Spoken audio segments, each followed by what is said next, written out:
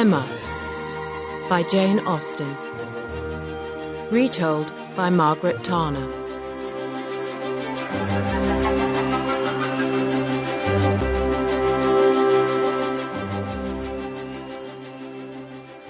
Chapter 1. The Polite Society of Highbury. The village of Highbury was in the county of Surrey, and about 16 miles from London. There were several large houses in the neighbourhood. They were owned by the most important people in Highbury. The largest house was called Donwell Abbey. It was about a mile from the village, and it was the home of Mr. George Knightley, who also owned much of the land in Highbury. Mr. Knightley worked hard for the people of the neighbourhood, and everybody liked and respected him. Mr. Knightley's dearest friends were Miss Emma Woodhouse and her father, old Mr. Henry Woodhouse. They lived in a large and comfortable house in Highbury, called Hartfield. Emma and her father were important people in Highbury. Mr. Woodhouse had been a widower for many years. His wife, Emma's mother, had died when Emma was 3 years old. Mr. Woodhouse lived very quietly. He did not often leave his home and call on other people. He worried about his health. He often thought that he was ill. Emma Woodhouse, Mr. Woodhouse's younger daughter, was nearly 21 years old. Because her mother was dead, Emma was in charge of everything at Hartfield. She gave orders to the servants, and she decided how much money was spent. She was also the leader of the polite society in the neighbourhood.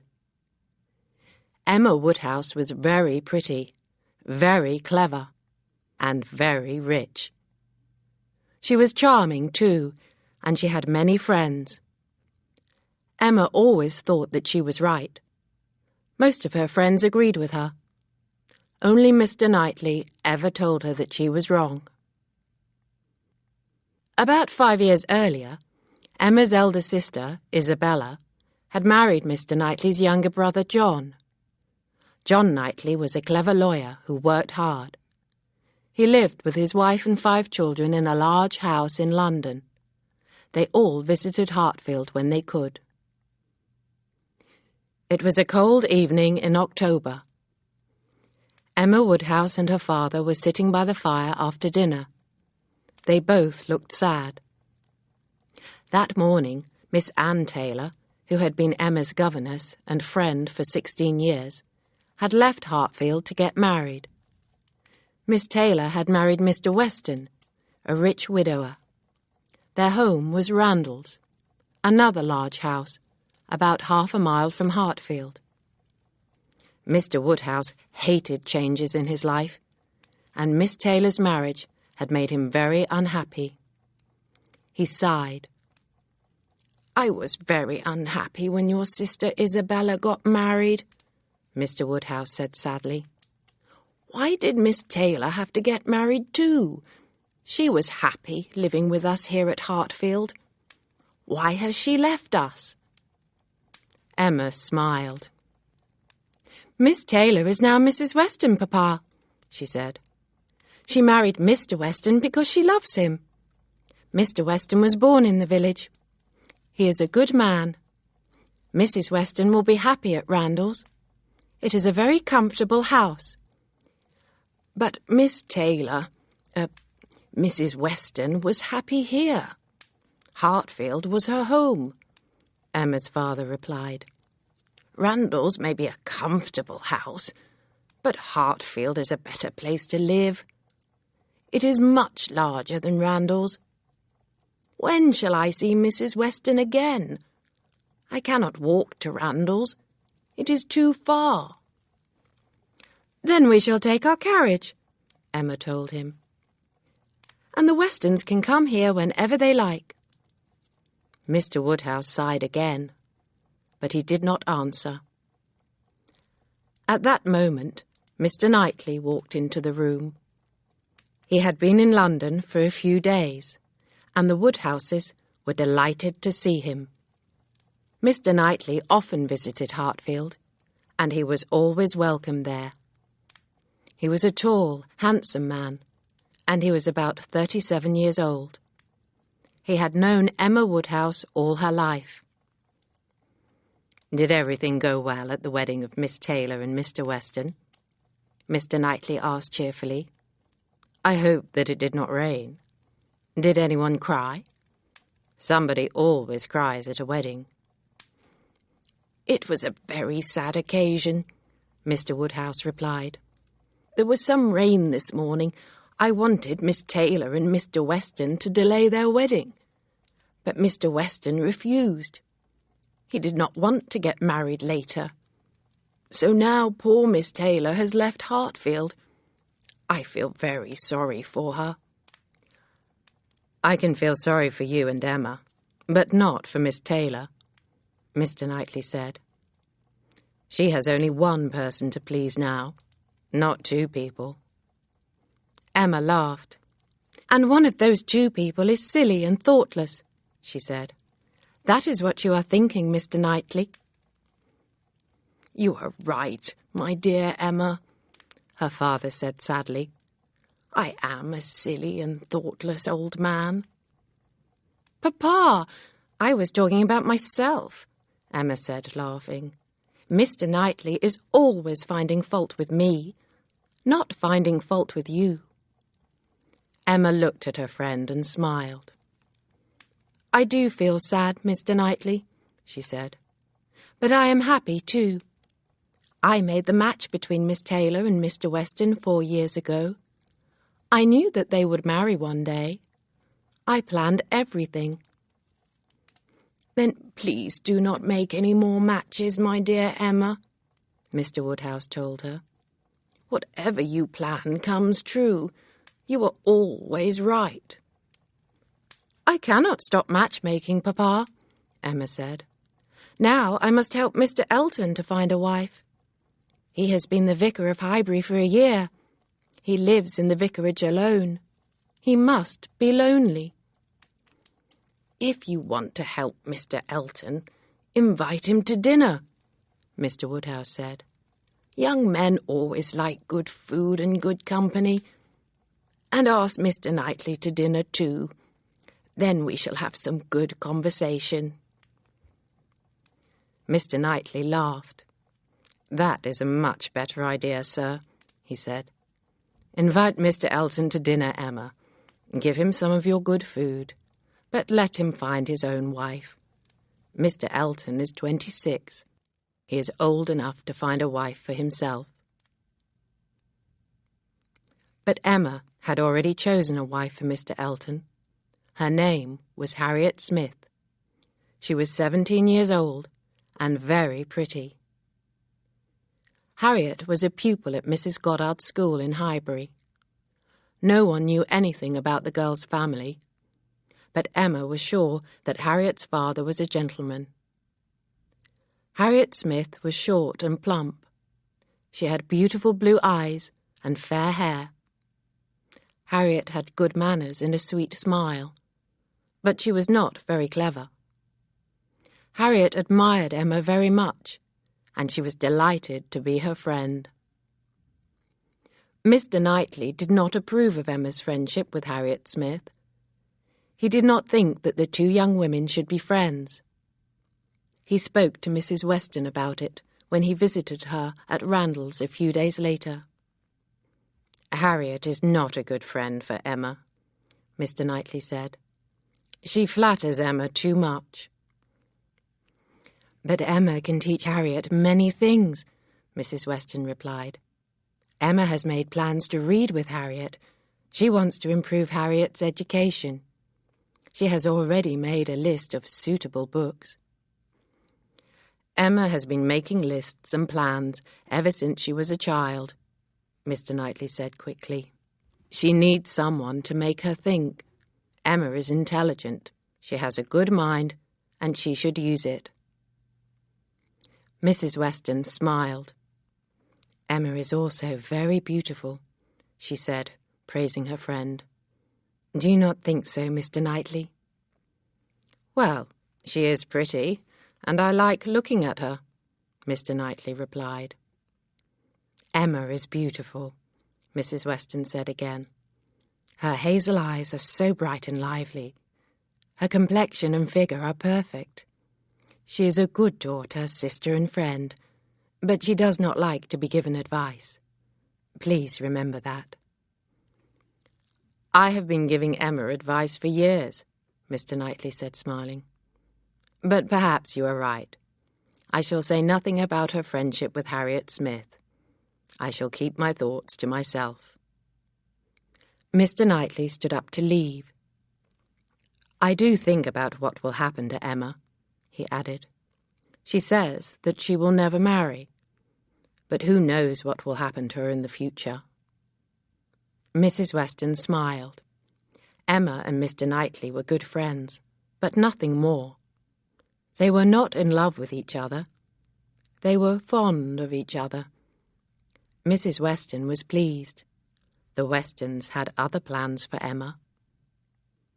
Many years before, Mr. Weston had been a soldier. He had been a captain in the army. When he was a young man, he had fallen in love with Miss Churchill. Her family lived in Enscombe, in the county of Yorkshire. The Churchill family was very rich. When Captain Weston married Miss Churchill, her brother and his wife were very angry. 3 years later, Captain Weston's young wife was dead, and he was a widower with a little boy named Frank. Captain Weston's brother-in-law and his wife felt very sorry for the little boy. The Churchills knew that Captain Weston could not look after his young son. They were very rich, and they offered the little boy a fine home and a good education. Captain Weston agreed. Mr. and Mrs. Churchill became Frank's guardians, and they gave him their family name, Churchill. Captain Weston became a merchant when he left the army. He made money in trade. 20 years later, he returned to Highbury. By this time, he was a rich man. He now called himself Mr. Weston. He bought a fine large house called Randalls and lived there alone until his marriage with Miss Taylor. Mr. Weston sometimes went to London and saw his son, Frank Churchill. The young man had never been to Highbury, but he promised to visit his father and his stepmother as soon as he could. Mr. and Mrs. Weston thought that Frank would be a good match for Emma Woodhouse. They wanted the two young people to marry. That was the Westons' plan. But they kept these thoughts to themselves.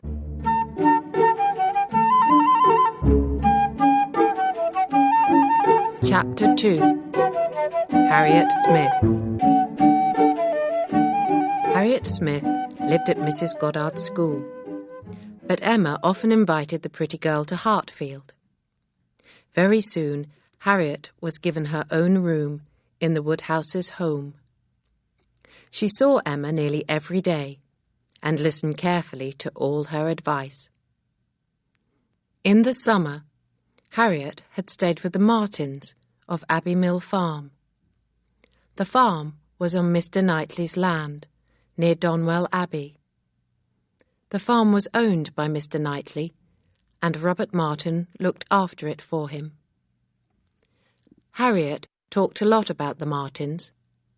She told Emma about the size of the farm, the different animals, and the kind Martin family.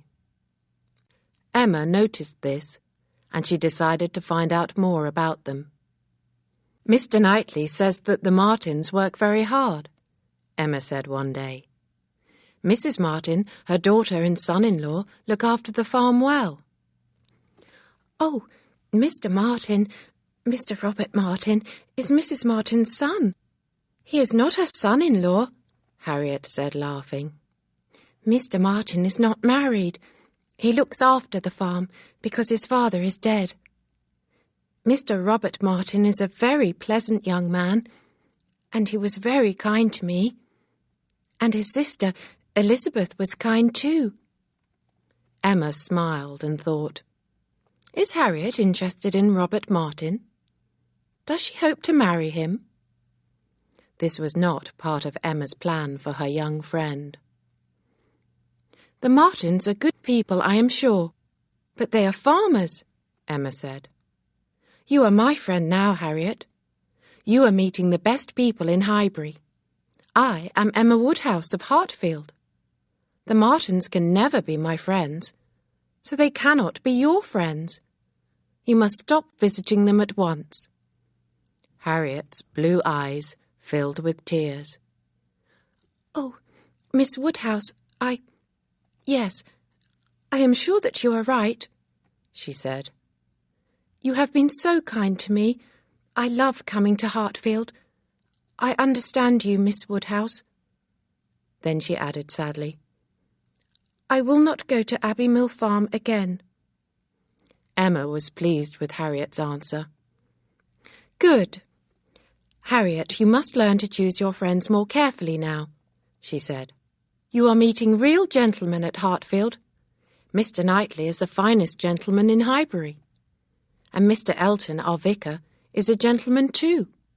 He often comes to dinner at Hartfield." "Mr. Elton is a very polite young man. He is handsome too," Harriet said slowly. "And you are a very pretty girl," Emma replied. "Mr. Elton can see that. He is very interested in you, Harriet." Harriet was pleased. Mr. Elton, a gentleman, was interested in her.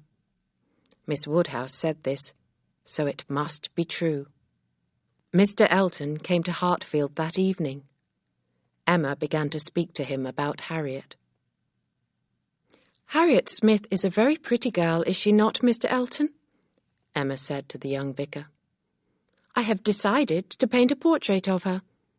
What do you think, Mr. Elton?" "I think that the portrait will be beautiful," Mr. Elton said quickly. "You are such a good artist, Miss Woodhouse. Anything that you do is perfect. I should very much like to see your painting of Miss Smith." Emma had begun many portraits of her family, but she had never finished them.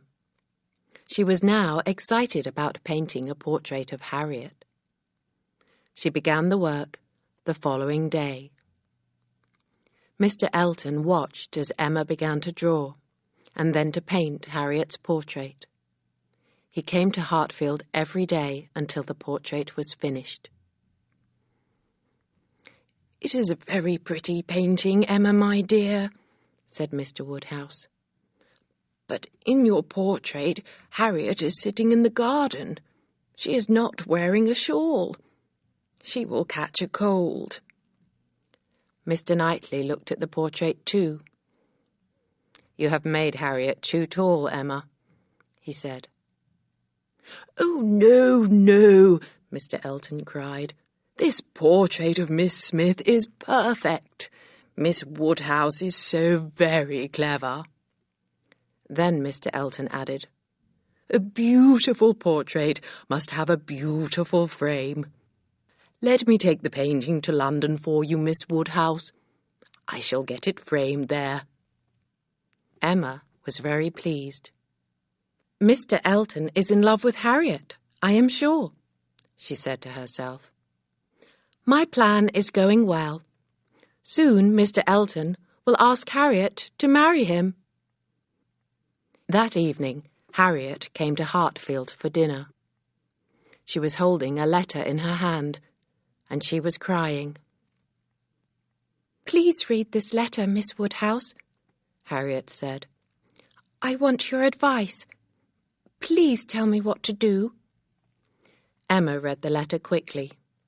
It was from Mr. Robert Martin, and it was a proposal of marriage. Mr. Martin was asking Harriet to marry him. "What must I do, Miss Woodhouse?" Harriet asked again. "You must answer the letter, of course," Emma replied. "Yes, but what must I say, Miss Woodhouse?" Harriet cried. "It is a good letter.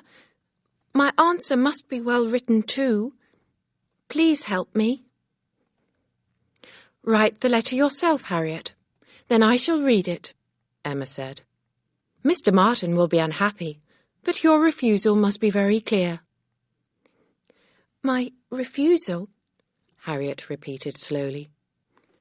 "I have to tell him that I cannot marry him, Miss Woodhouse." "Of course," Emma said. "You must refuse him. You cannot marry a farmer, Harriet. You are my friend, and I am Emma Woodhouse of Hartfield. You know that I have an important position in Highbury. I could never invite the wife of Mr. Martin to my home." Harriet did not say another word. She wrote a letter of refusal to Robert Martin. Emma read the letter, and it was sent at once. Harriet was very quiet all the evening. Emma tried to make her happy. "There is another man who is interested in you, my dear Harriet," Emma said. "I am speaking about our vicar, Mr. Elton. Mr. Elton is a gentleman." "Mr. Elton?" Harriet repeated in surprise. "Yes, he is in London now. He is looking at your portrait and thinking about you. He is in love with you, I am sure of it. You will soon have another marriage proposal, Harriet." Harriet looked much happier. She forgot Robert Martin, and she began to think about Mr. Elton. The next day, Mr. Knightley called at Hartfield. Emma was surprised when he began talking about Harriet. "You have been a good friend to Harriet Smith," he said, "and now I think that she will have some good news for you." Emma was very surprised. Had Mr. Elton been talking to Mr. Knightley about his love for Harriet? "Robert Martin came to see me 2 evenings ago," Mr. Knightley went on. "He told me that he loved your friend Harriet Smith. He was going to write to her and propose marriage. It will be a good match. I know that you will be pleased. I expect that Harriet will be coming here soon to tell you her good news." "Mr. Martin has already sent the letter," Emma said quietly. "Harriet has refused him." Mr. Knightley stood up. He looked very surprised. "I know that Harriet is a silly girl," he said, "but she has refused Robert Martin. Are you sure, Emma?" "Yes, I saw the letter myself," Emma replied. Mr. Knightley was very angry now. "You saw the letter?" he said. "No, Emma, you wrote it, or you told Harriet what to write." "Perhaps I did," Emma replied. "But I was right. Robert Martin is not Harriet's equal." "No, he is far, far better," Mr. Knightley said angrily. "No one knows anything about Harriet Smith's family. She is pretty and good-tempered, but that is all. She has only a simple education and no sense. She was happy to know the Martins before she met you. You have spoilt Harriet Smith by making her your friend, Emma. You have made Robert Martin very unhappy. Harriet may soon be unhappy too." "Why? I have introduced Harriet to people from good society," Emma replied. "She is a very beautiful girl. There is a much more suitable young man in Highbury who will be happy to marry her." Mr. Knightley was more angry than before. "If you are talking about Elton, you are wrong," he said. "I know that young man better than you do. He may praise Harriet, but he will never marry her. She is poor. Elton will marry a rich woman as soon as he finds one. You have made a bad mistake, Emma. You have made a very bad mistake. Good afternoon." Emma smiled as Mr. Knightley left the room, but his words had upset her. Emma did not want to quarrel with Mr. Knightley, but she knew that he was wrong. Mr. Elton brought back Harriet's portrait from London that afternoon. The painting had been beautifully framed. The portrait was soon hanging on a wall in the sitting-room at Hartfield. Every time that Mr. Elton looked at the picture of the beautiful girl, he smiled, Emma made sure that Harriet was always at Hartfield when Mr. Elton came to dinner. Mr. Elton was always smiling now. Emma thought that she knew why. It was the middle of December, but the weather was fine. One morning, Emma and Harriet walked to a cottage which belonged to a poor family. They were taking food to them. The road to the little cottage went past the vicarage. Harriet said that she wanted to see the inside of Mr. Elton's house. Emma laughed. "You will soon be married to Mr. Elton and living there yourself," she told Harriet. "Then I shall be happy to visit you in your own home." Harriet blushed. Her face became red, but she looked very happy. "I am very surprised that you have not married Miss Woodhouse," Harriet said cheerfully. "You are so beautiful and so clever." "I am happy as I am," Emma replied. "I do not think that I shall ever marry. Why should I? I have my own home and a loving father. I have money too. But if you do not marry, you will be like Miss Bates in the village," Harriet said sadly. "People will feel sorry for you." "Miss Bates is poor. That is why people feel sorry for her," Emma replied. "I am rich. I shall be busy and happy all my life. My sister has 5 children, my nephews and nieces. When I am old, I shall be able to enjoy their company." "Miss Bates has a niece," Harriet said. "Do you know her?" "Oh, yes. Jane Fairfax," Emma replied.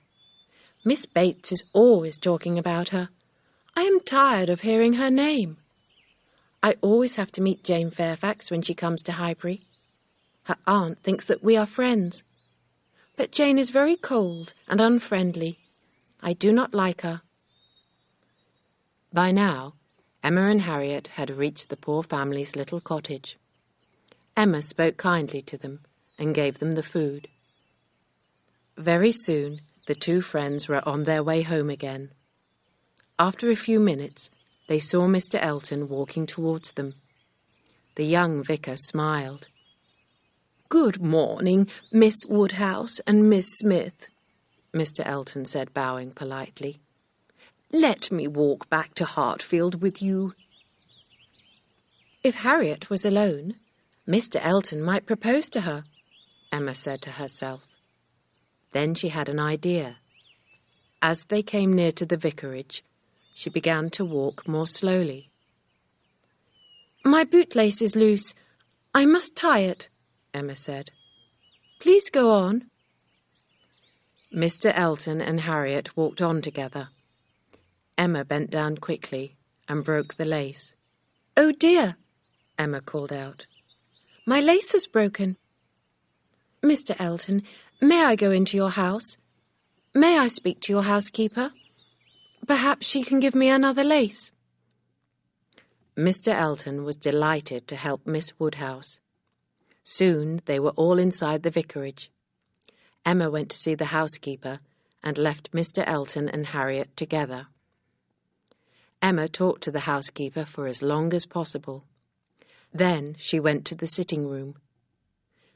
When she entered the room, Mr. Elton and Harriet were standing by the window. But after listening to their conversation for a few minutes, Emma was disappointed. Mr. Elton was talking about food, not love. "That young man is taking a long time to decide about marriage," Emma thought to herself. "But he will ask Harriet to marry him soon. I am sure of it." Chapter 3. Mr. Woodhouse goes out to dinner. Another week passed, and Mr. Elton still had not proposed to Harriet. John Knightley was bringing his family to Highbury for the Christmas holiday, and Emma was very busy getting Hartfield ready for their visit. Mr. Woodhouse was a kind man, and he loved his family very much. But he was easily upset, and he worried about many things. He worried most about his health and the health of his family. He did not like bad weather and any kind of travel. He hated change of every kind. The weather was now very cold, and the ground was hard and slippery with ice. Mr. Woodhouse was very worried about the Knightleys' journey from London to Highbury. 16 miles is a long way, he said, and the roads are bad at this time of year. However, the Knightleys all arrived safely, and Mr. Woodhouse was delighted to see his daughter Isabella and her children again. Isabella, Mrs. John Knightley, was very like her father. She worried about her health and her children's health. Isabella was not as clever as her younger sister Emma, but she was very kind. John Knightley, Emma's brother-in-law, was a clever and very successful lawyer. But he was not as pleasant as his brother George Knightley of Donwell Abbey. John Knightley became angry easily, and he always said what he thought. Isabella was never upset by her husband's behaviour. She took no notice of it. John Knightley liked to tease his friends and relations, and his words sometimes upset them or made them angry. That evening, John's elder brother, Mr. George Knightley, walked to Hartfield from his house, Donwell Abbey. He was dining with the Woodhouses too. Mr. Knightley and Emma had not spoken to each other since their quarrel. Emma was holding her little niece in her arms when Mr. Knightley came into the sitting-room. Emma looked up and saw that he was smiling at them both. "Is not little Emma a beautiful child?" Emma said quietly, looking down at the baby. "She is nearly as beautiful as her aunt," Mr. Knightley replied. "We can agree on that, if not on other things. Let us be friends again, my dearest Emma. Let us forget our quarrel." "I shall be pleased to forget it," Emma said. "I know that I am spoilt. I do not think that I was wrong about Harriet and Robert Martin. But I upset you, and I am sorry. Shake hands with me, Mr. Knightley. We have different ideas, but we can still be friends." They shook hands, and the rest of the evening passed very pleasantly. Only Mr. Woodhouse was unhappy. "My dear Isabella, you look tired," he said to his elder daughter. "You and the children have had a tiring journey. You must all go to bed early tonight. Dr. Perry is coming to see me tomorrow. He will check that I am well. He can check the children too. We must look after their health while they are at Hartfield." "The children are all quite well, Papa," Isabella said with a kind smile. "And I am not tired at all." Soon Isabella began to talk about her good friends, Mrs. and Miss Bates. She was pleased to hear that they were both well. "And what about Miss Bates's niece, Jane Fairfax?" Isabella went on. "Sometimes I see her in London with her guardians, the Campbells. Jane is so clever and so beautiful. Do you not agree, Emma? You could be such good friends if Jane lived in Highbury." "Emma has a friend, Miss Harriet Smith. She is a very pretty girl," Mr. Woodhouse said. "Harriet often stays with us. You will see her here very soon." Time passed quickly and happily at Hartfield. Emma, Mr. Woodhouse, Mr. Knightley, and Isabella and John Knightley were invited to dine with the Westons at Randalls on the 24th of December, Christmas Eve. Mr. Elton and Harriet were also invited to the dinner party that evening. Harriet had been staying at Hartfield, but then she caught a very bad cold. Isabella was afraid that her children would become ill too, so Harriet went back to the school where Mrs. Goddard could look after her. Emma went to see Harriet on the morning of the 24th of December. The poor girl had a sore throat, and her face was very pale. "You cannot come to Randalls tonight. You are too ill," Emma said. "Mr. Elton will be sorry that you are not there." As Emma left the school, she met Mr. Elton himself and told him about Harriet's cold and sore throat. "I am afraid that Harriet will have to stay at home tonight. She has a bad cold," Emma said. "And you have been visiting her, Miss Woodhouse?" Mr. Elton said in surprise. "That is not right. You must think of your own health." "You look rather pale, Mr. Elton," Emma told him. "Perhaps you should stay at home too." Emma expected Mr. Elton to agree.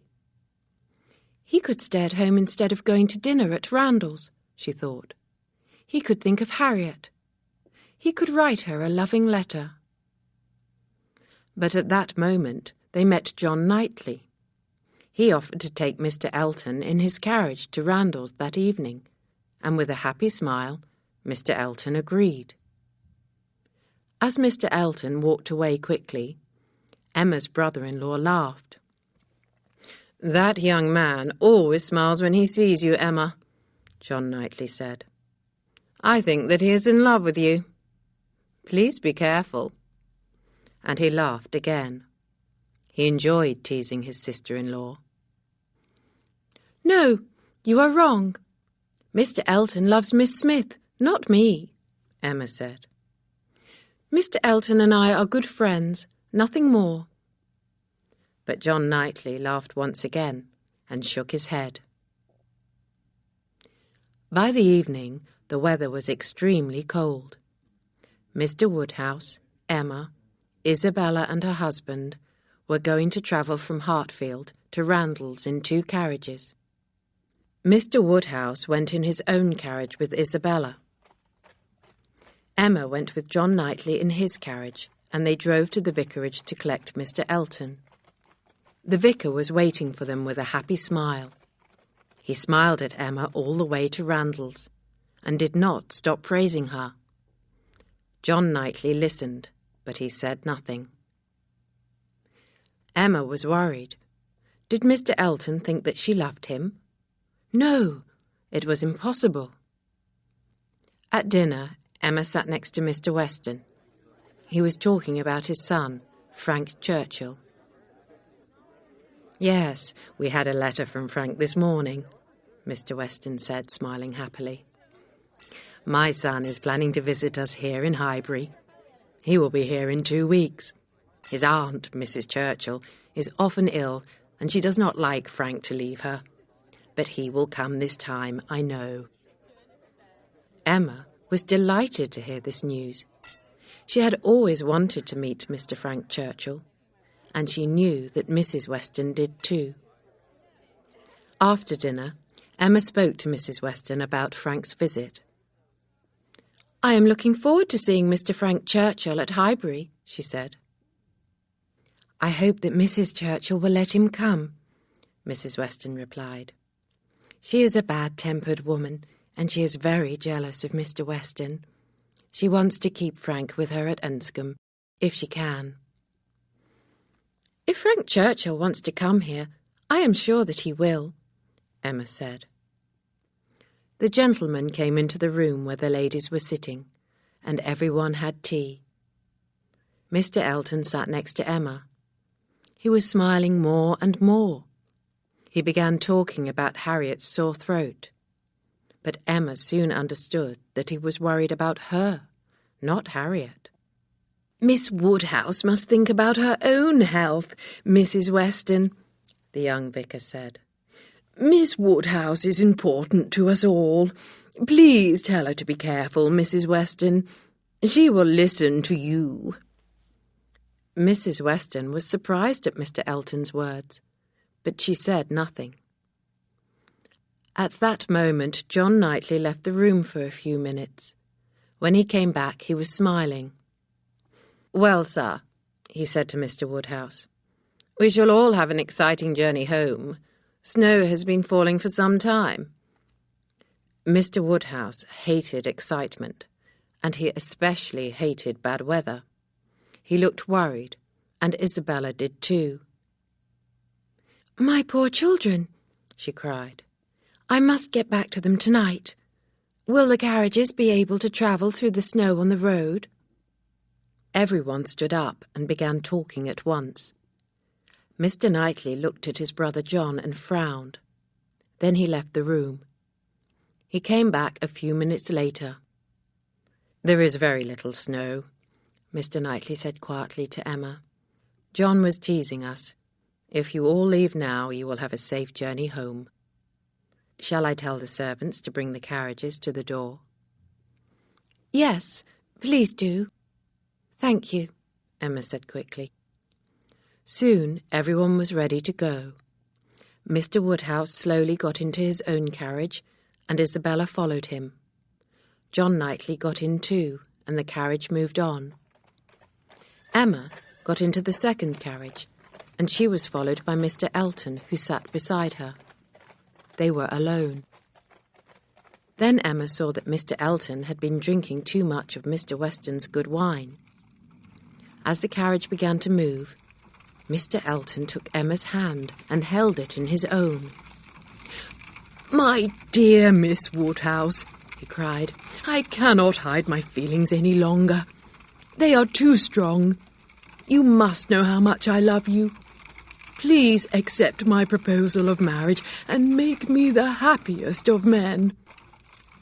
Emma was angry, but she did not show her true feelings. "Mr. Elton, you should be saying these things to Harriet, not to me," she said quietly. "Miss Smith? I do not care for Miss Harriet Smith," Mr. Elton cried. "I love you, Miss Woodhouse, only you." Emma was silent. She did not know what to say. "You are making me very happy, Miss Woodhouse," Mr. Elton said, smiling. "Your silence tells me that your feelings are the same as mine." "Mr. Elton, you are very wrong," Emma said angrily. "I have no wish to marry anyone, and I would certainly never marry you." They sat silently until they reached the vicarage. Mr. Elton got out of the carriage without saying another word, and Emma was taken home to Hartfield. She did not sleep well that night. She had been very wrong about Mr. Elton. He had never loved Harriet Smith. "That silly young man thinks that he is my equal," Emma thought. "I cannot believe it. Mr. Knightley and his brother John were right about Mr. Elton, and I was wrong." Then Emma thought again about Harriet. Her friend would soon have to be told the truth. Mr. Elton had never loved the poor girl. But Emma was still sure of one thing. She was glad that Harriet had refused to marry Mr. Martin. The pretty girl could make a better match than the young farmer. Chapter 4. Frank Churchill. On Christmas Day, the ground was covered with snow. The Woodhouses and John Knightley and his family did not go out to pray in the church. The only visitor at Hartfield was Mr. Knightley. Emma felt more cheerful. She had decided not to tell anyone about Mr. Elton's proposal of marriage. The weather was too bad for Harriet to visit Hartfield, and Emma was pleased. A few days later, the weather had improved. It was not so cold, and most of the snow had disappeared. John Knightley and his family got ready to leave Hartfield and return to their home in London. Mr. Woodhouse wanted Isabella to stay longer, but she had decided to go home. She was never happy when she was apart from her husband and children. That same evening, Mr. Woodhouse received a very polite letter from Mr. Elton. The young man was leaving Highbury for a few weeks. He was going to stay with friends in Bath. Mr. Elton sent Mr. Woodhouse his good wishes, but said nothing about Emma. All that night, Mr. Woodhouse worried about Mr. Elton's journey to Bath. Emma told Harriet the truth about Mr. Elton's feelings the next day. Harriet was very upset. The pretty girl cried and cried, but she did not blame Emma. Harriet blamed herself. Mr. Elton was a gentleman. He could never love her. She knew that now. Emma invited Harriet to stay at Hartfield. She tried to help her friend to forget Mr. Elton. The Westons had been expecting Frank Churchill to visit them at Randalls, but he did not come. Mrs. Churchill was ill again, and Frank could not leave her. "Mrs. Weston is very disappointed," Emma said to Mr. Knightley. "I am sorry too, but Mr. Weston now hopes that his son will come in the spring." "I cannot understand that young man," Mr. Knightley said angrily. The name of Frank Churchill always made Mr. Knightley angry. "He must be very selfish," Mr. Knightley went on. "I know that Mrs. Churchill is a difficult woman, but Frank Churchill could come to Highbury if he wanted to. He has plenty of money and plenty of time. I heard that the young man was on holiday in Weymouth in the summer, so he can leave Enscombe when he wants to." "Frank Churchill must do his duty," Mr. Knightley went on, "and that duty is to visit his father and his stepmother, Mrs. Weston. He should tell Mrs. Churchill this." Emma laughed. "Mr. Knightley, you do not understand," she said. "Frank Churchill is dependent on the Churchills. They have given him money and a good education. It is his duty to please them." "It is his duty now to please his father," Mr. Knightley replied. "Frank Churchill has enough time to go on holiday by the sea. He has enough time to write long letters to the Westons. He must find enough time to visit Highbury too." "You want to think badly of Frank Churchill," Emma said. "You have never met him, but you do not like him." "That is not true," Mr. Knightley replied. "I do not want to think badly of him. I am sure that Frank Churchill is a fine young man with very good manners." "Then he will be welcome in Highbury," Emma told her friend. "How excited everyone will be when he comes at last." "I do not care if he comes or not," Mr. Knightley said. "I am not a silly young girl. I have no interest in Mr. Frank Churchill. I refuse to talk about him any more." A few days later, Emma and Harriet were walking together in Highbury. Harriet still wanted to talk about Mr. Elton, and everything in Highbury reminded her of him. Soon they were passing the house where Mrs. Bates and her daughter, Miss Hetty Bates, lived. The two ladies lived in a very small house in the centre of the village. The Bateses had very little money, so they had very few pleasures. They could not buy good wine, fine food, or expensive clothes. They were delighted when visitors called on them, and they were both very fond of Emma. Emma knew that it was her duty to visit the Bateses more often, but she thought that the ladies were very dull. Old Mrs. Bates was very deaf. Miss Bates was always talking about her niece, Jane Fairfax, and reading Jane's latest letter to her visitors. On that morning, Emma was tired of hearing Harriet talk about Mr. Elton, so she said to her young friend, "Perhaps we should call on Mrs. and Miss Bates. Their lives are very dull. It is our duty to make them happier." Miss Bates began talking as soon as her visitors came into the sitting-room. "My dear Miss Woodhouse, my dear Miss Smith, what a pleasure it is to see you in our little house," she cried. "How is dear Mr. Woodhouse? Our dear friend Mrs. Cole has just left. She was talking about Mr. Elton. It is a pity that he has gone to Bath. How we shall all miss him.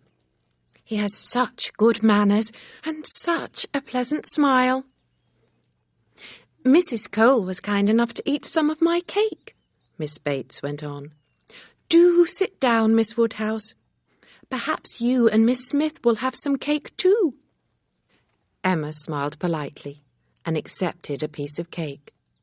Miss Bates soon began talking about her niece, Jane Fairfax. Yes, our dear Jane is in Bath too. Everyone there admires her. She dances so beautifully, of course, and she is so clever. Have you had a letter from Miss Fairfax recently? Emma asked politely. I hope that she is well. Thank you, Miss Woodhouse. Thank you. Yes, we had a letter from Jane this morning. It is so kind of you to ask about her. Now, where is it? Yes, here it is. It is just a short letter this time. Only 2 pages. Miss Fairfax has beautiful handwriting, Emma said. Oh, thank you, replied Miss Bates quickly. Mother, did you hear that? Miss Woodhouse has given us her opinion about Jane's handwriting. She says that Jane has beautiful handwriting. Beautiful handwriting, she said again more loudly. My mother is rather deaf, Miss Bates said with a smile. I sometimes have to say things more than once. But Mother can always hear what Jane says. Dear Jane speaks so very clearly. It will be delightful to see her again. Is Miss Fairfax coming here soon? Emma asked. She was surprised. She has not been in Highbury for more than 2 years, I think. You are right, Miss Woodhouse, Miss Bates said happily. You have remembered the time exactly. Yes, Jane will be here next week. Next week? Emma repeated in surprise. Yes, next week, Miss Bates said with a smile. It is all in her letter, and she will be staying with us for 3 months. Mother and I are so pleased. How can Miss Fairfax be away from the Campbells for so long? Emma asked. Oh, the Campbells, dear Jane's guardians, are going to Ireland, Miss Bates replied. Their own daughter, such a plain girl, has married a Mr. Dixon. Mr. and Mrs. Dixon have a house in Ireland. The Dixons are very fond of Jane. They all visited Weymouth together. Mr. Dixon saved Jane before she fell into the sea. Emma was interested, and her clever mind was busy at once. Why is Jane not going to Ireland? She thought. Perhaps Mr. Dixon, whose wife is very plain, is too fond of the beautiful Jane Fairfax. Emma wanted to know more. I am surprised that Miss Fairfax is not going to Ireland, she said. Mrs. Dixon is Miss Fairfax's dear friend, I believe. That is true, very true, Miss Bates replied. Mr. and Mrs. Dixon both wanted Jane to go with them, but our dear niece has been ill. Jane caught a cold in November and has not been well since then. If she comes to Highbury, Mother and I can look after her. Jane is always happy here, as you know, Miss Woodhouse. But you must read dear Jane's letter for yourself, said Miss Bates, picking up some pages from a chair. She explains everything so clearly. Emma stood up quickly. I am afraid that we must go now, she said. My father is waiting for us. Thank you so much for telling us about Miss Fairfax. As they walked back to Hartfield, Harriet asked Emma to tell her all about Jane.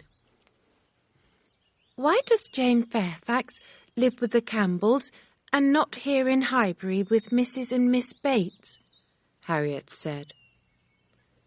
It is an interesting story, Emma replied.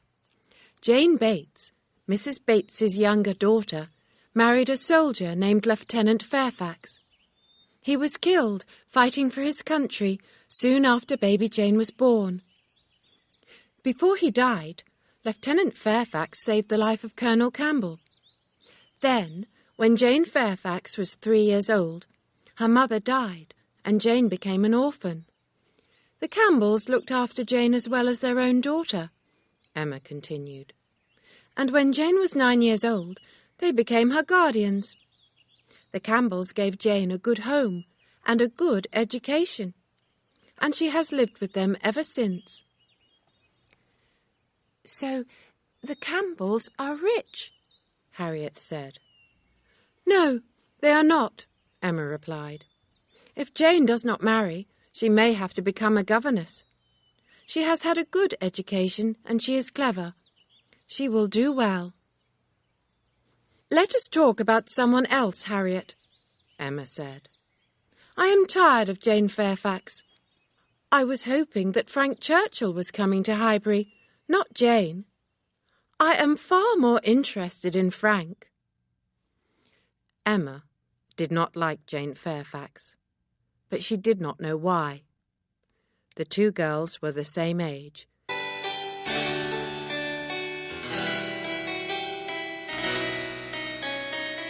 Chapter 5. Jane Fairfax. It was now February. Emma soon gave Mr. Knightley the news that Jane was coming to Highbury. I am pleased to hear it, Mr. Knightley said. She will be a better friend for you than Harriet Smith. You do not like Jane because she is better educated than you, Emma. She reads many more books, and she plays the piano better than you do.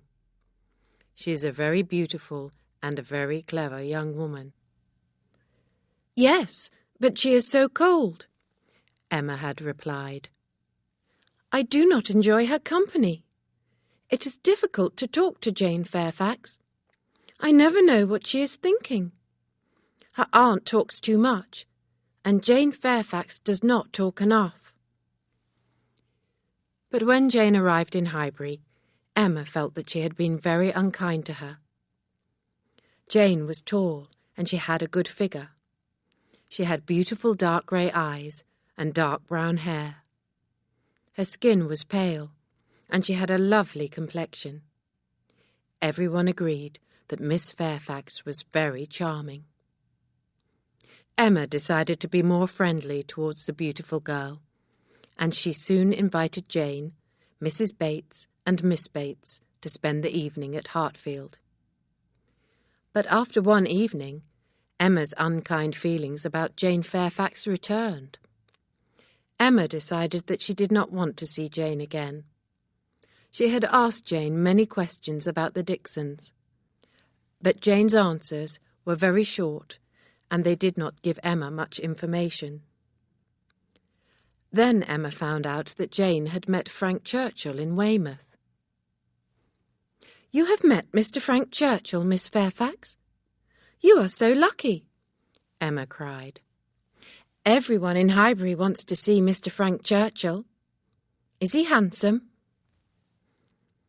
People think that he is, Jane replied. And does he talk well? What about his manners and his conversation? People say that his manners are good, Jane said quietly, but she refused to give an opinion of her own. The next morning Mr. Knightley came to speak to Mr. Woodhouse about business. Mr. Knightley had also been at Hartfield the previous evening. He began to talk with Emma about her guests. I had a very pleasant time last night, Mr. Knightley said. You and Jane gave us some good music, Emma, and you gave us some good conversation. Emma smiled. Jane certainly plays the piano very well, she said. But her conversation is not interesting. Jane said very little all the evening.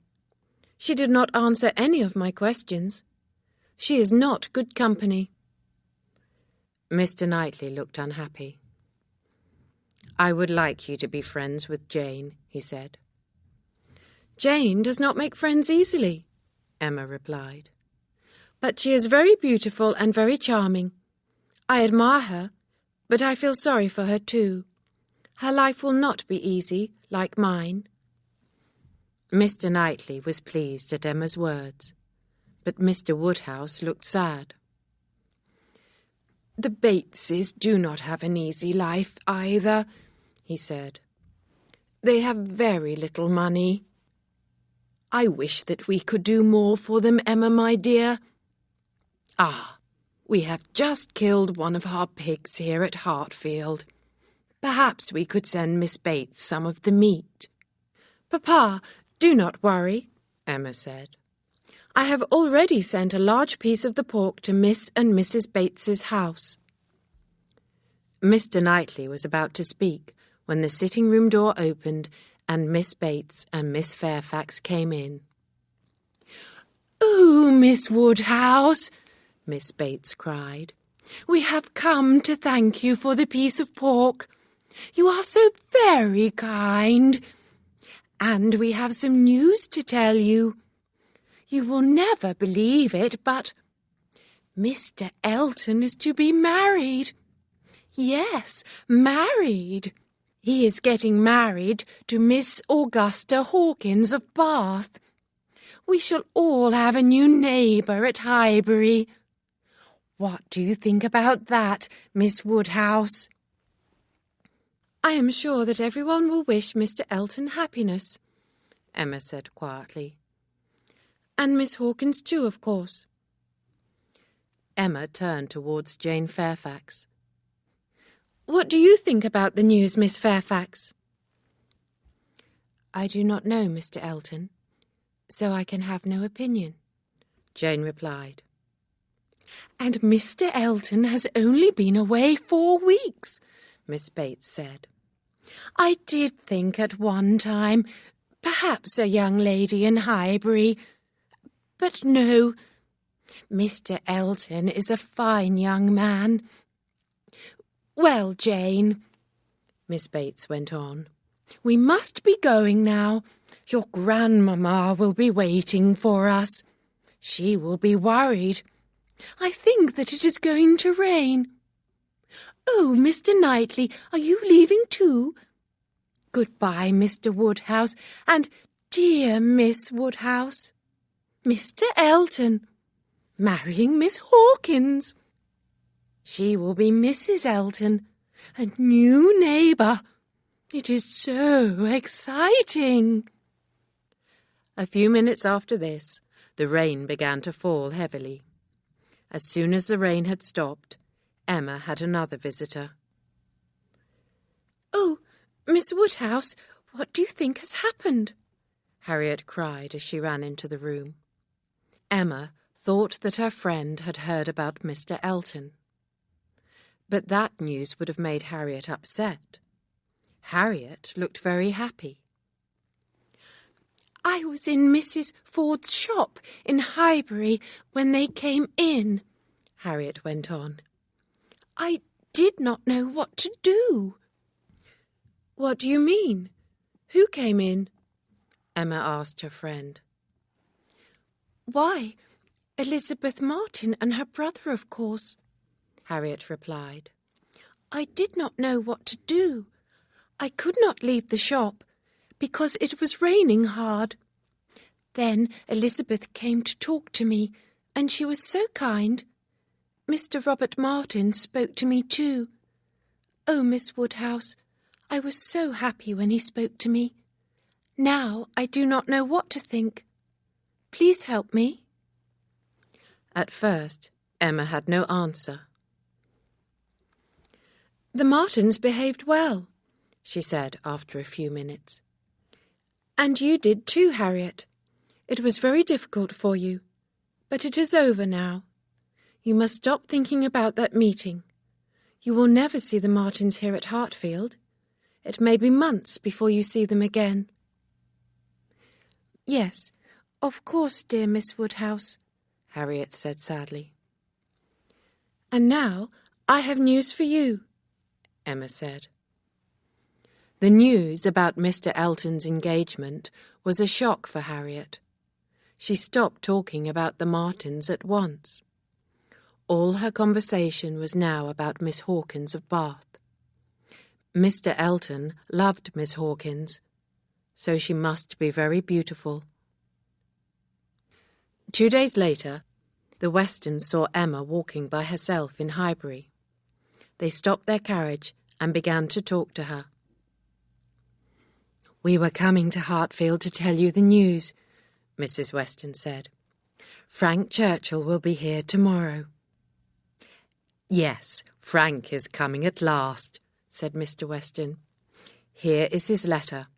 He will be here tomorrow at about 3 o'clock. He is staying for 2 weeks. "I shall be so happy to have Frank with us at Randalls," Mrs. Weston said. "We shall bring him to Hartfield very soon, Emma." But Frank Churchill surprised everyone. He arrived a day early. By 12 o'clock the following morning, Mr. Weston and Frank Churchill were talking with Mr. Woodhouse in the sitting-room at Hartfield. As soon as Emma came into the sitting-room, Mr. Weston introduced Frank to her. Emma saw a tall and very handsome young man who had very good manners. Frank Churchill was also a very good talker. He had ideas and opinions about everything. Emma was soon enjoying his company very much. "I believe that I know a neighbour of yours, Miss Woodhouse," Frank Churchill said. "The lady's name is Fairfax, but the family's name is Barnes or Bates, I think. Do you know them?" "We all know the Bateses. They are our good friends," Mr. Weston said. "You met Jane Fairfax in Weymouth, I think, Frank. You must visit Miss and Mrs. Bates. They will be glad to see you." "There is no hurry," Frank said. "Any day will do. Yes, I did meet Miss Fairfax in Weymouth. She was there with the Campbells." "Please visit the Bateses today, Frank," his father said. "Old Mrs. Bates is Jane's grandmother. Mrs. Bates and her daughter Hetty are very poor. It would be very impolite if you do not visit Jane." As Mr. Weston and his son were leaving, Emma spoke to Frank. "Jane Fairfax is a very elegant young lady," she said. "Yes, I suppose so," said Frank quietly. Emma was surprised. She had thought that a young man like Mr. Frank Churchill would be interested in the elegant and charming Miss Fairfax. Frank Churchill visited Hartfield again the next day. This time he came with Mrs. Weston. The young man seemed to like his stepmother very much. Emma was delighted. The weather that day was good. Frank, Emma, and Mrs. Weston walked in the garden at Hartfield, and then they went into the village of Highbury itself. Frank Churchill wanted to see everything, and everything in Highbury pleased him. They all stopped outside the Crown Inn. When Frank heard that the inn had a ballroom, he became very excited. He wanted to see inside the room at once. "This room is perfect for dancing," Frank Churchill said as he looked around. "We must have a ball while I am in Highbury. I am sure that there are plenty of young people here who would enjoy dancing at a ball." After several minutes, Frank, Emma, and Mrs. Weston left the inn and walked on. They were soon outside the house where Mrs. and Miss Bates lived. "Did you visit the Bateses yesterday?" Emma asked Frank Churchill. "Yes, I did," Frank replied. "I saw all 3 ladies, Mrs. and Miss Bates and Miss Fairfax. Miss Bates did not stop talking for more than half an hour." "Did you think that Miss Fairfax was looking well?" Emma asked. "No, I did not think that she looked well. Not well at all," Frank said quickly. "She is always pale, but now she looks ill." "Did you often see Miss Fairfax in Weymouth?" Emma asked. "Yes, I met her and the Campbells quite often," Frank replied. And I met Mr. Dixon too, of course. He was not married to Miss Campbell then. Mr. Dixon admired Miss Fairfax, and he admired how she played the piano too. Have you heard Miss Fairfax play the piano, Miss Woodhouse? Yes, I have, Emma replied. And I agree with Mr. Dixon. Miss Fairfax plays very well. Miss Fairfax does everything extremely well, Frank said, smiling. However, Mr. Dixon married Miss Campbell. I do not know what Miss Fairfax thought about that. You have been Miss Fairfax's friend longer than I have. I cannot say that I am Miss Fairfax's friend, Emma said. She is very reserved, and it is difficult to know her. I often think that she is hiding something, that she has a secret. I agree with you, Frank Churchill said. It is difficult to be fond of a reserved person. Emma was very pleased with Mr. Frank Churchill. His conversation was interesting and amusing. He was charming, and he had good manners. Emma enjoyed his company, but she was very surprised when Frank went away the next day. He rode to London to have his hair cut. Mr. Weston laughed, but Mrs. Weston shook her head. Mr. Knightley had not approved of Frank Churchill from the first time that he had heard about him. When Emma told Mr. Knightley about Frank's visit to London, he was silent for a moment. Then he said, "It is just as I thought. Frank Churchill is a silly, spoilt young man." Chapter 6. An Invitation from the Coles. The Coles had lived in Highbury for several years.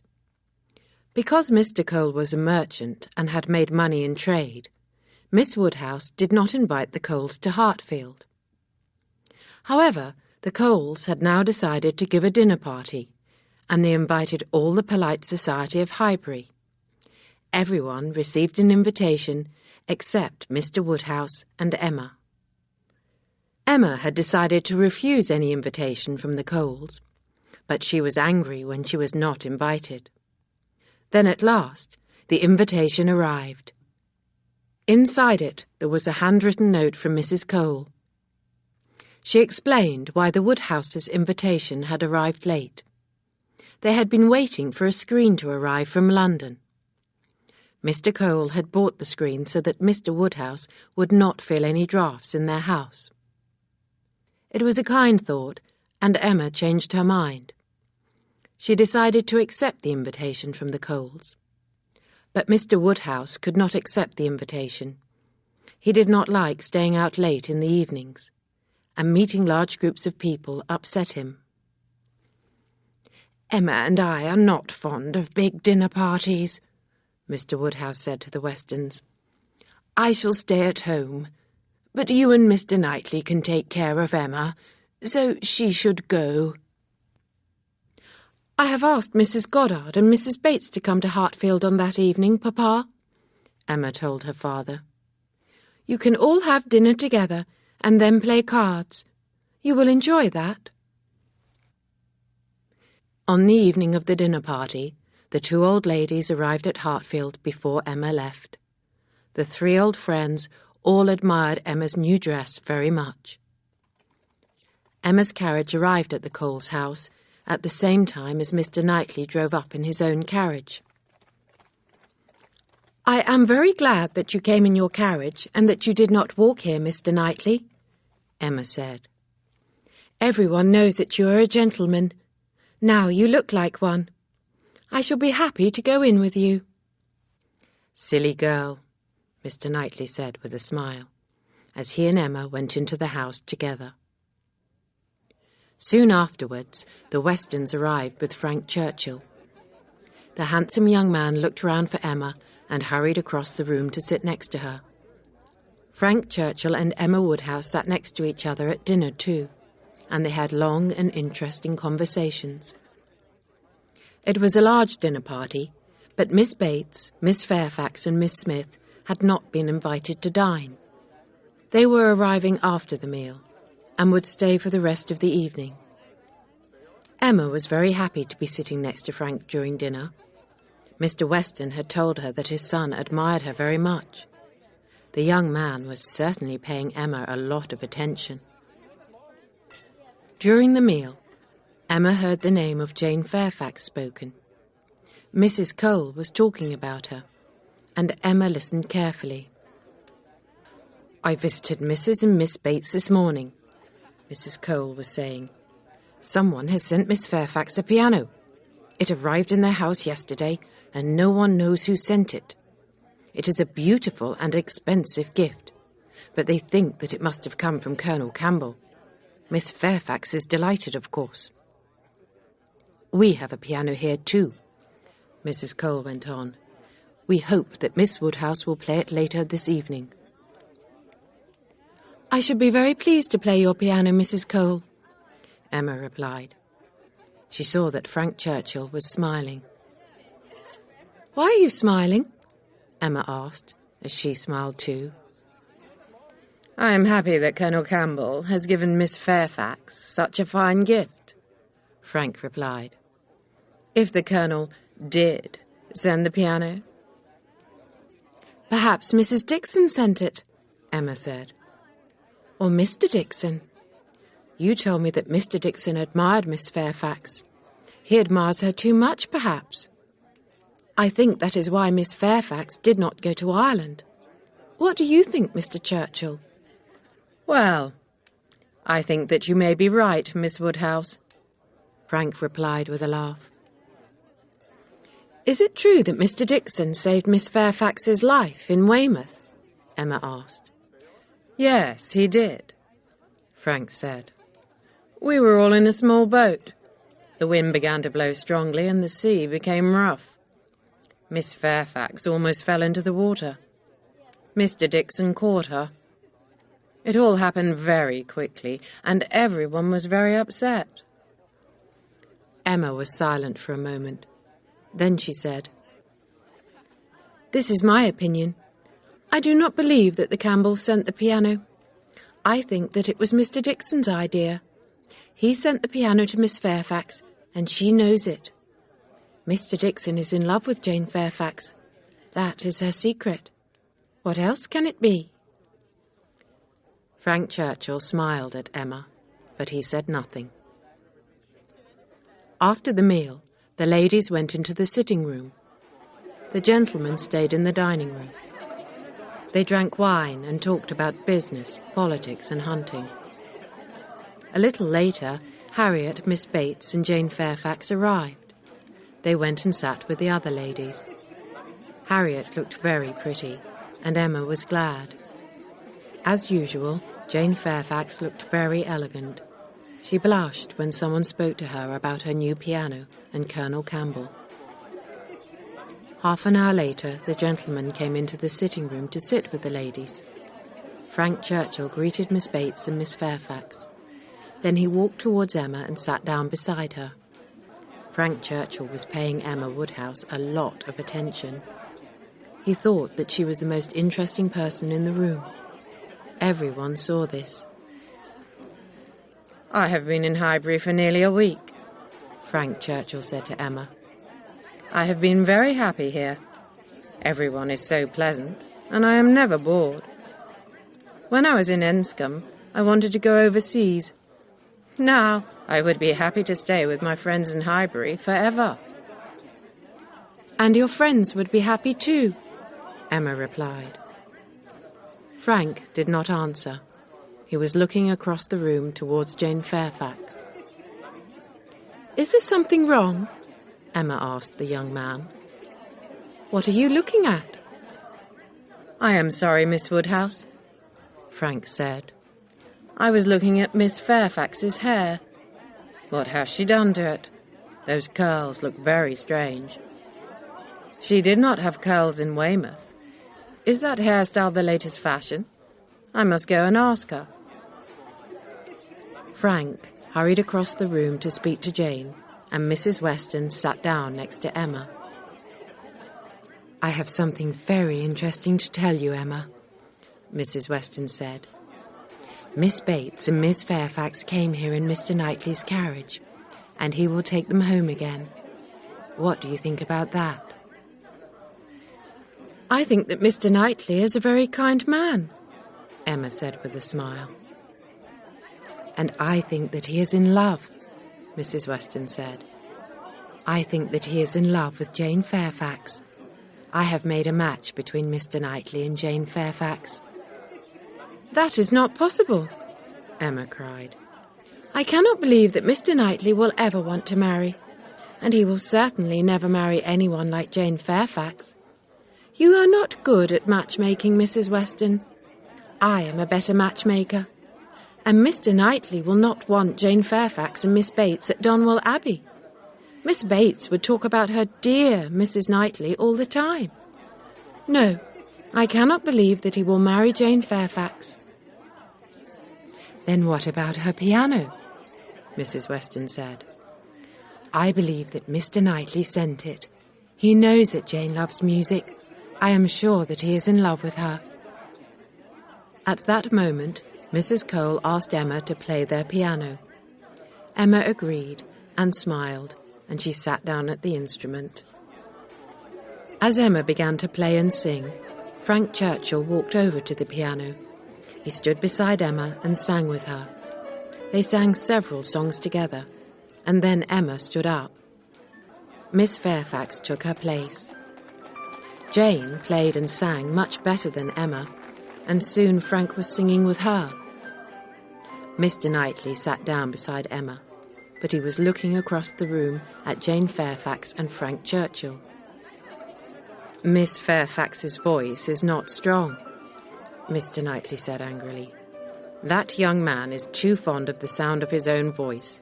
He is making Jane sing too much. I shall ask Miss Bates to stop her."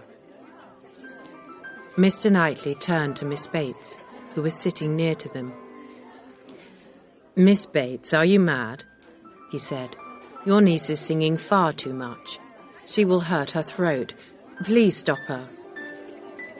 Miss Bates was worried about Jane too. She hurried across to the piano and spoke to her niece quietly. Jane nodded and stood up. After this, Mrs. Weston started to play the piano, and the dancing began. Frank Churchill walked with Emma to the first dancing position, and other couples soon joined them. Emma looked at Mr. Knightley. Would he ask Jane Fairfax to dance with him? No, he did not. Emma was pleased. Mr. Knightley was certainly not in love with Miss Fairfax. There was only time for 2 dances, and then everyone prepared to go home. Frank took Emma to her carriage. "I am glad there was no time for more dances," Frank said. "I would not have enjoyed dancing with Miss Fairfax after dancing with you." Emma was pleased that she had gone to the Coles' dinner party. The evening had made her think about a lot of things. Did Jane Fairfax have feelings for Frank Churchill? Emma did not think so. But she knew that Jane's playing and singing were far better than her own.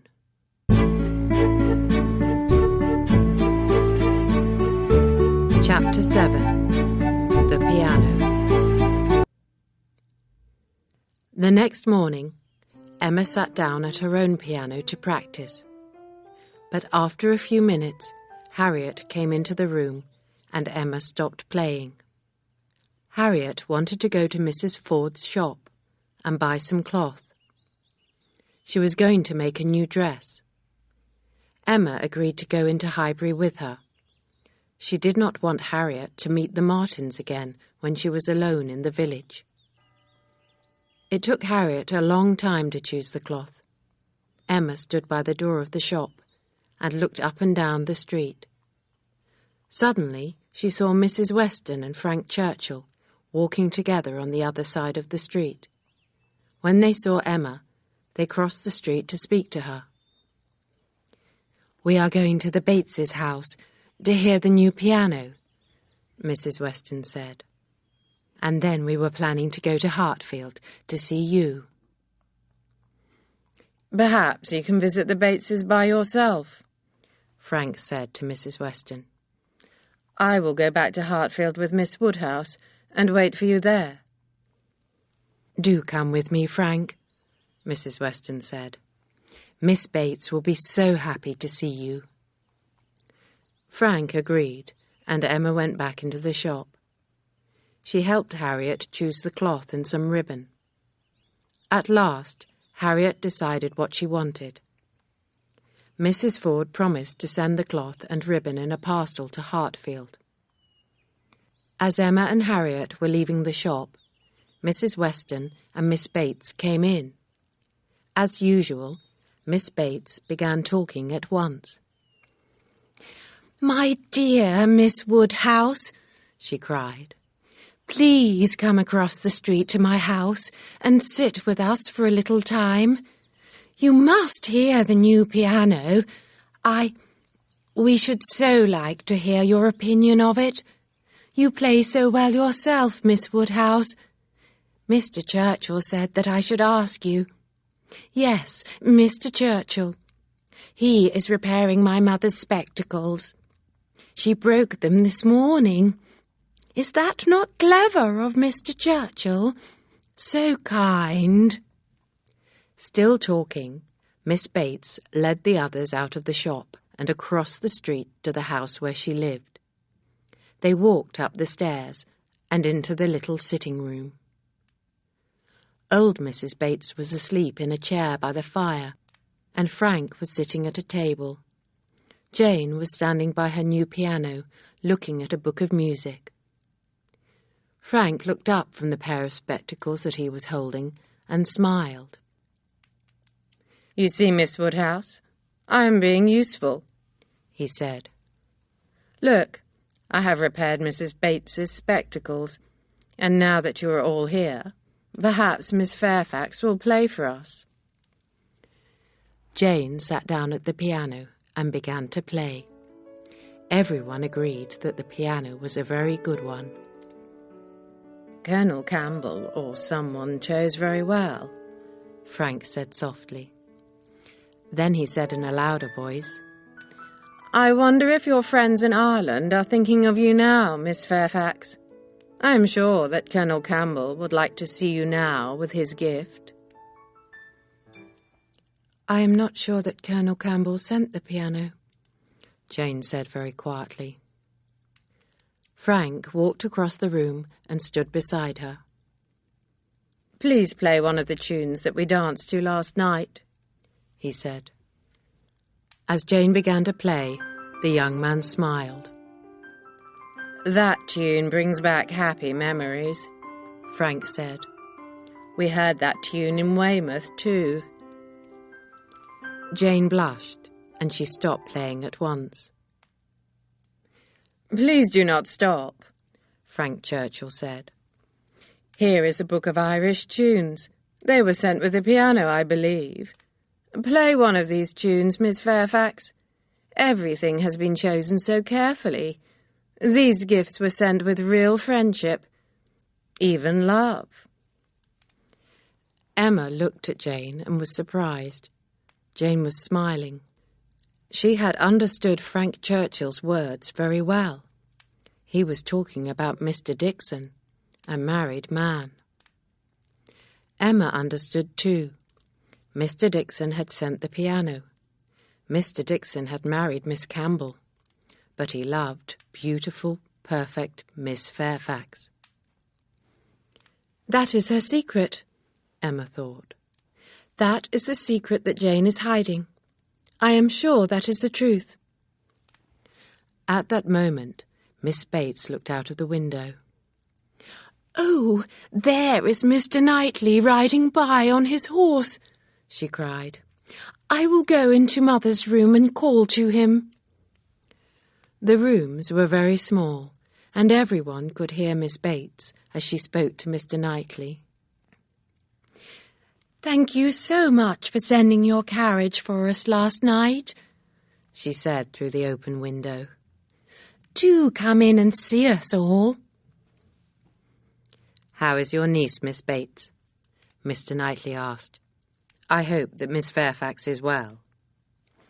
"Jane is very well, thank you. But do come up and see for yourself. Miss Woodhouse and Miss Smith are here." "Well, just for 5 minutes, perhaps," Mr. Knightley said. "Mrs. Weston and Mr. Frank Churchill are here too," Miss Bates went on. "They will be very happy to see you." "Then your sitting room is full enough," Mr. Knightley said quickly. "I will visit you another day and hear Miss Fairfax play then. Good morning to you, Miss Bates." Then he bowed politely and rode on. Frank Churchill had enjoyed dancing at the Coles, and he now wanted to dance again. He wanted to dance at a ball. Soon he talked about nothing else. One evening, when Emma and her father were at Randall's, Frank had an idea. "Our next ball can be here," he said. "Mrs. Weston can play the piano for us again. We can invite the same young people who danced before. We could invite 10 couples. Mr. and Mrs. Weston were interested in Frank's idea, but Emma saw a problem. "This room is not big enough for 10 couples," she said. "It will be too crowded." Frank thought for a moment, and then he stood up. He walked towards the door and opened it. "Look," he said. "This door is opposite the one across the passage. If both doors are open, we can use these 2 rooms for dancing." Mr. Woodhouse was very upset at this idea. "It would be very dangerous to have all those doors open," he said. "There will be too many draughts. Emma would catch a cold, and so would poor little Harriet. Please, my dear Mrs. Weston, do not agree to such an idea." Then he added more quietly, "That young man is very thoughtless. There is a bad draught here. Those doors should be closed at once." Mrs. Weston frowned at Frank, and he closed the doors. No one said anything more about the ball that evening. The next morning, Frank was at Hartfield to talk about the ball again. The young man smiled happily at Mr. Woodhouse and Emma. "You said that Randall's was too small for a ball, Miss Woodhouse, and you were right," Frank said. "My father has had a better idea. We will have the ball at the Crown Inn in Highbury. What do you think about that?" "It is a very good idea," Emma said. "Do you not agree with me, Papa?" Mr. Woodhouse shook his head sadly. "Rooms in inns are always damp," the old man said. "A dance at the Crown Inn would be very dangerous. Everyone would catch a cold." "No, sir. The rooms at the Crown are larger than here at Randall's," Frank Churchill replied. "So we would not have to open the windows in the inn when the room becomes hot." "Open windows when young people are dancing?" Mr. Woodhouse cried. "I cannot believe what you are saying, Mr. Churchill. That is very dangerous. Everyone would be very cold. They would become ill." Emma spoke quietly to her father. "No one is going to open any windows," she said. "The Crown Inn will be a better place for a ball, Papa. It will be better for the carriage horses too. They will not have so far to go." "Well, that is true," Mr. Woodhouse said. "But we must make sure that the rooms are not damp." "Papa, our dear Mrs. Weston will be arranging everything. You know how careful she is." "You are right," Mr. Woodhouse replied more happily. "Mrs. Weston always looked after us well when she was at Hartfield." "My father and Mrs. Weston are at the Crown Inn now," Frank said to Emma. "They need your opinion, Miss Woodhouse. Please, let me take you there at once." Everyone soon agreed. The ballroom at the Crown was a good size, and there was another, smaller room. This room could be used by the older people who wanted to play cards. "The paint in these rooms is not very clean," Mrs. Weston said. "That will not be a problem," Mr. Weston said. "We shall be dancing in the evening. Candles will light the room. No one will see a little dirt." Mrs. Weston and Emma smiled at each other. Men never worried about things like dirt. "We shall have everything cleaned," Mrs. Weston said. "We need a supper room," Emma said. "This small room is not big enough." "There is another, larger room along this passage," Mr. Weston called. "Come and look. It is not too far away, and there are no draughts." "I wonder what our guests would like," Mrs. Weston said. "We need another opinion." "I know. We'd need Miss Bates," Frank Churchill said. "I shall go and fetch her." "Bring her niece too," Mr. Weston said. "She has more sense than her aunt." Frank hurried away. Mrs. Weston and Emma walked through the rooms and talked about the arrangements for the ball.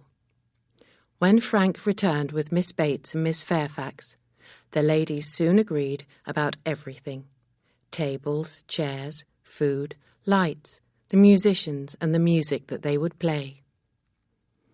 Before they all left the inn, Emma promised that she would dance the first 2 dances with Frank Churchill. Mr. Weston looked at his wife and smiled. "My dear, Frank has asked Emma if she will dance the first 2 dances with him," he said quietly. "I knew that he would ask her." Later, Emma thought about Frank Churchill. "He is a very determined young man," Emma said to herself. "He knows what he wants and he gets it. If I were thinking of marrying him, I would be a little worried. But he is my friend. If he is selfish, I do not care." The plans for the ball began at once. The Churchills agreed that Frank could stay in Highbury for another week. Even Jane Fairfax became excited. "Oh, Miss Woodhouse," Jane said, "I am delighted that we are having a ball. I hope that nothing stops our plans." Mr. Knightley did not feel the same way. He never danced, and he hated the idea of a ball. Emma decided that Mrs. Weston was wrong. Mr. Knightley could not be interested in Jane Fairfax. And then a letter arrived from Emscombe in Yorkshire. Mrs. Churchill was ill. Frank Churchill had to return home at once. There would be no ball. Frank sent Emma a note, and then went to see her at Hartfield. "I have been so happy these last 2 weeks," Frank said. "But now everything has changed. There can be no ball, and I cannot stay in Highbury. I have to leave this morning, at once.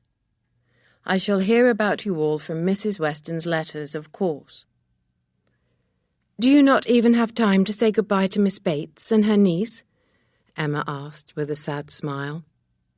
"I called there before I came here," Frank said quickly. "Miss Bates was out, and I could not wait for her to return.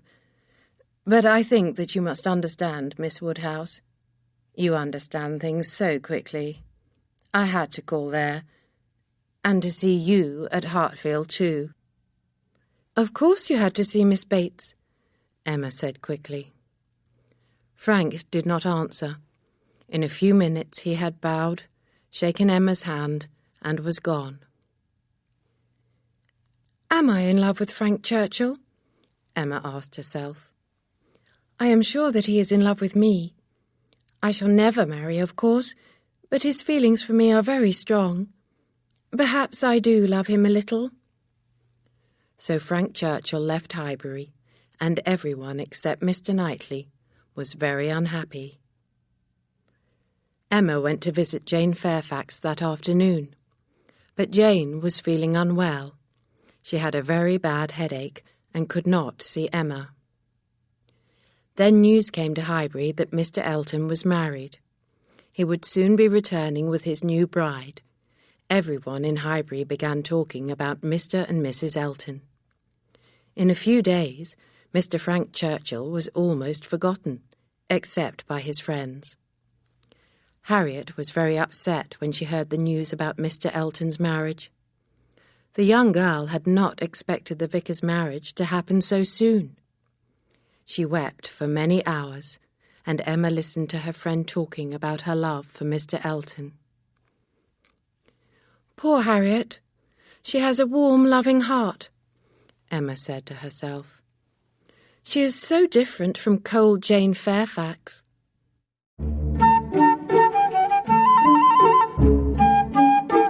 Chapter 8. Mrs. Elton.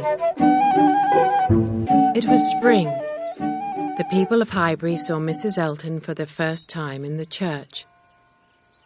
Emma was one of the first people to call on Mr. Elton's wife at the vicarage, and she took Harriet with her.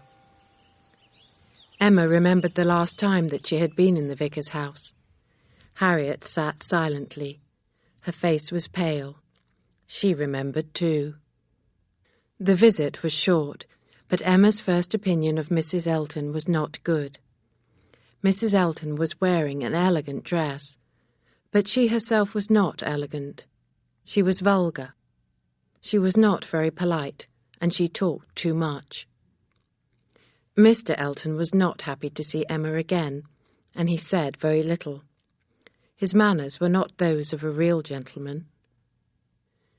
The Eltons soon came to call at Hartfield. Harriet was not visiting the house, so Mr. Woodhouse talked to Mr. Elton.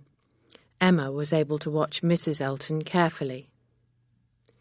Emma soon made up her mind about Mrs. Elton. She was a vain and silly woman who only thought of money and polite society. "Hartfield is very like my brother-in-law's house, Maple Grove," Mrs. Elton said, walking about. "This room is like the smallest sitting room at Maple Grove, and the staircase here is exactly the same. I have spent so many happy months at Maple Grove. I did not expect to find a house like Maple Grove in Highbury. I think that the garden here is much the same too, but smaller, of course. I feel very comfortable here at Hartfield, Miss Woodhouse, very comfortable." "I am pleased to hear that," Emma said. Mrs. Elton walked to the window and looked through it. "Yes, I was right," she said with a smile. "The garden here is like the garden at Maple Grove. I am sure that the country around Highbury is very fine too," Mrs. Elton went on. "Mr. Suckling, my brother-in-law, will be visiting us in the spring. He has a very large carriage and will drive us to the most beautiful places. I am sure that you and your friends enjoy driving around the neighbourhood too." "The people of Highbury are usually happy to stay at home," Emma said quietly. Mrs. Elton looked at Mr. Woodhouse and sighed. "I understand that your father's health keeps him at home," Mrs. Elton said sadly. "Why does he not go to Bath? I am sure that a visit to Bath would be good for him. And for you too, Miss Woodhouse. I could give you introductions to the very best people there." Emma was very angry, but she did not let Mrs. Elton see her feelings. She decided to talk about something else. "I believe that you are interested in music, Mrs. Elton," Emma said with a smile. "We enjoy good music in Highbury." "Oh, yes, I cannot live without music," Mrs. Elton replied. "But I am a married woman now, Miss Woodhouse. I may not have time for music." Emma had no answer to that, and soon Mrs. Elton began talking again. Mr. Elton and I visited Randalls earlier, she said. The Westons seem to be very pleasant people. Mrs. Weston was your governess, I believe. She has very good manners. But who do you think came in when we were there, Miss Woodhouse? Emma did not know. It was Knightley, Mrs. Elton said happily. My husband's friend, Knightley. I like Knightley very much. He is a real gentleman. I shall invite him to dine at the vicarage. It was time for the Eltons to leave. Emma was delighted to see them go. What a vulgar woman, Emma said to herself when she was alone. She thinks that Mr. Knightley is a gentleman. She calls him Knightley, not Mr. Knightley, but Knightley. And she thinks that dear Mrs. Weston has very good manners. Mr. Elton has chosen a very unsuitable wife. He has made a bad choice. I wonder what Frank Churchill would think about Mrs. Elton. He will certainly laugh at her. Then she thought for a second and smiled. I am always thinking about Frank Churchill. I must be a little in love with him. Emma did not change her opinion of Mrs. Elton, and Mrs. Elton no longer tried to please Emma Woodhouse. When they met again, Mrs. Elton had changed. She was very unfriendly. Mr. and Mrs. Elton were both unkind to Harriet, and that made Emma angry too. Mrs. Elton had decided that her best friend in Highbury would be Jane Fairfax. What a delightful girl dear Jane is, Mrs. Elton said to Emma one day. She is so charming, and she plays and sings so well. But the poor girl is too quiet. I shall introduce Jane to all my friends. I understand that she is going to be a governess, Mrs. Elton went on. I must find the very best family for her. I know so many good families who need a governess, Miss Woodhouse. I shall soon find a good position somewhere for my poor dear Jane. Emma did not understand or like Jane, but she began to feel sorry for her. Jane Fairfax had now been in Highbury for 3 months. The Campbells and the Dixons had decided to stay in Ireland until the summer. They invited Jane to stay with them there, but she refused. One day Mrs. Weston visited Hartfield. Mr. Knightley was also there. Why does Jane Fairfax stay in Highbury? Emma asked Mrs. Weston. She cannot enjoy going to the vicarage. Perhaps it is better than always being with Mrs. and Miss Bates, Mrs. Weston replied. You are right, Mrs. Weston, Mr. Knightley said. If Jane had other friends, she might not have chosen Mrs. Elton. As he spoke, Mr. Knightley looked at Emma. At least Mrs. Elton is kind to Jane Fairfax, he added. We all know how much you admire Jane Fairfax, Emma said quickly. Yes, I do admire her, Mr. Knightley said. I admire Jane Fairfax very much. Be careful that your admiration does not become something else, Emma said with a laugh. I understand you, Mr. Knightley said. But Miss Fairfax would not marry me if I asked her, and I am not going to ask her. Do not start matchmaking again, Emma. Remember what happened with Harriet Smith. I am not matchmaking, Emma replied. I do not want you to marry Jane Fairfax. I do not want you to marry anyone, Mr. Knightley. Mr. Knightley smiled. Jane Fairfax is very charming, but she is not perfect, he said. She keeps her thoughts to herself. I like people to say what they think. Jane is a woman of strong feelings, but she is very reserved. I admire her, but that is all. After Mr. Knightley had left, Mrs. Weston looked at Emma and laughed. Mr. Knightley is very sure that he does not love Jane, Mrs. Weston said. Perhaps he is too sure, We shall see. Chapter 9. Hartfield. Mr. Elton and his new wife received many invitations from the people of Highbury. Emma decided that she must ask them to dinner at Hartfield. As only 6 people were invited to the meal, Mr. Woodhouse was quite happy. He enjoyed having dinner with a few friends in his own home. The Eltons, the Westons, and Mr. Knightley all accepted Emma's invitation to dinner. Harriet did not want to see the Eltons, so Emma did not invite her to Hartfield. She invited Jane Fairfax. At Christmas, John Knightley had promised to bring his 2 oldest sons to Hartfield in the spring. The boys would stay with their aunt and grandfather for a few weeks. John Knightley and his young sons came for their visit on the same day as the dinner party. They arrived early in the morning. John planned to stay in Hartfield for the night and return to London early the following day. Mr. Woodhouse was very upset when his son-in-law arrived. There were now going to be 9 people at dinner, not 8. Mr. Woodhouse was uncomfortable in large groups of people. They made him feel unwell. Then Mr. Weston sent a message. He had to go to London on business and could not come to dine. There would be only 8 people at dinner, after all. Mr. Woodhouse was happy again. At 4 o'clock, all the guests for the dinner party arrived. The Eltons brought Jane with them in their carriage. Mrs. Elton looked very elegant in a dress made of lace and a long necklace of pearls.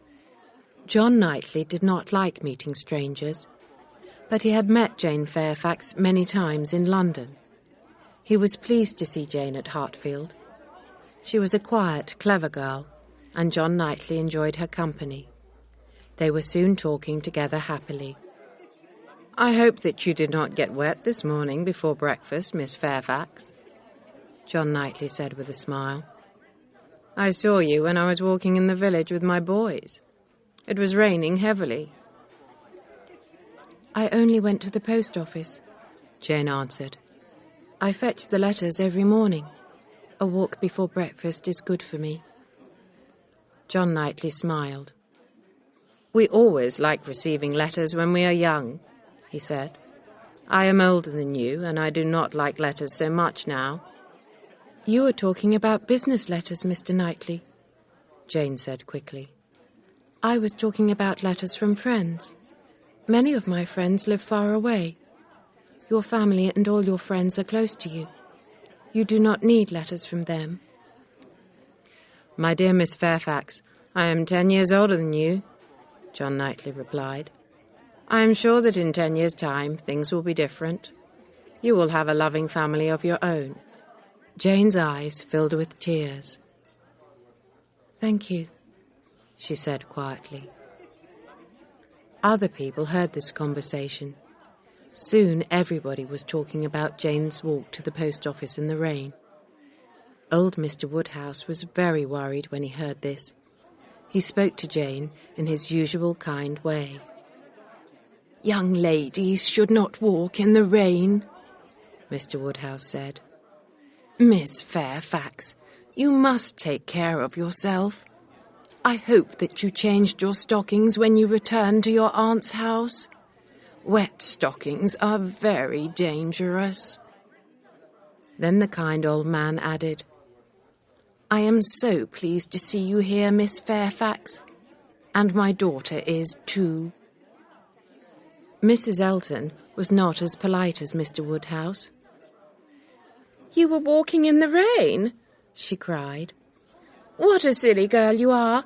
We cannot let you do that again, can we, Mrs. Weston? The servant who gets our letters from the post office can get yours too, Jane." "You are very kind, Mrs. Elton," Jane said. "But I enjoy my morning walk to the post office. I must get my own letters." Mrs. Elton laughed and shook her head. Jane turned away and began to speak to John Knightley again. Emma was listening with interest. It was clear that Jane's letters were very important to her. Did they come from Ireland? Had Jane received a letter that morning? Had she received a letter from Mr. Dixon, perhaps?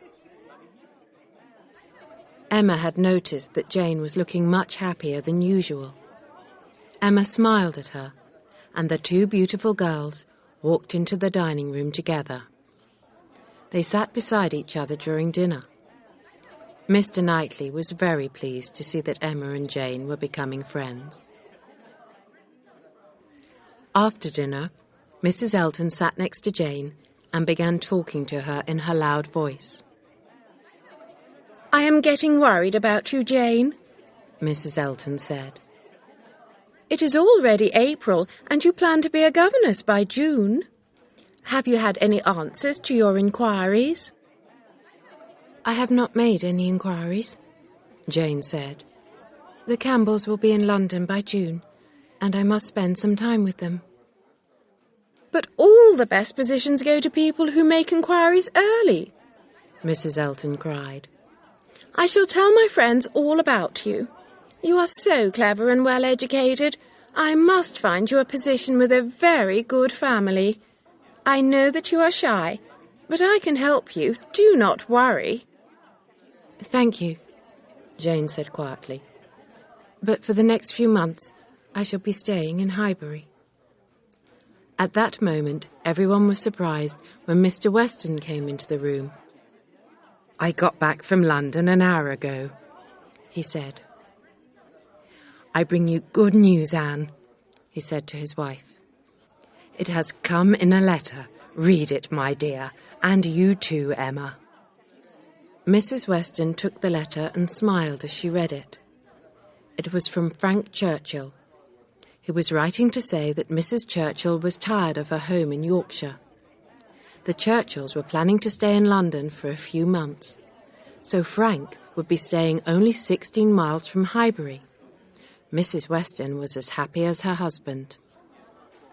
Emma was not sure about her own feelings.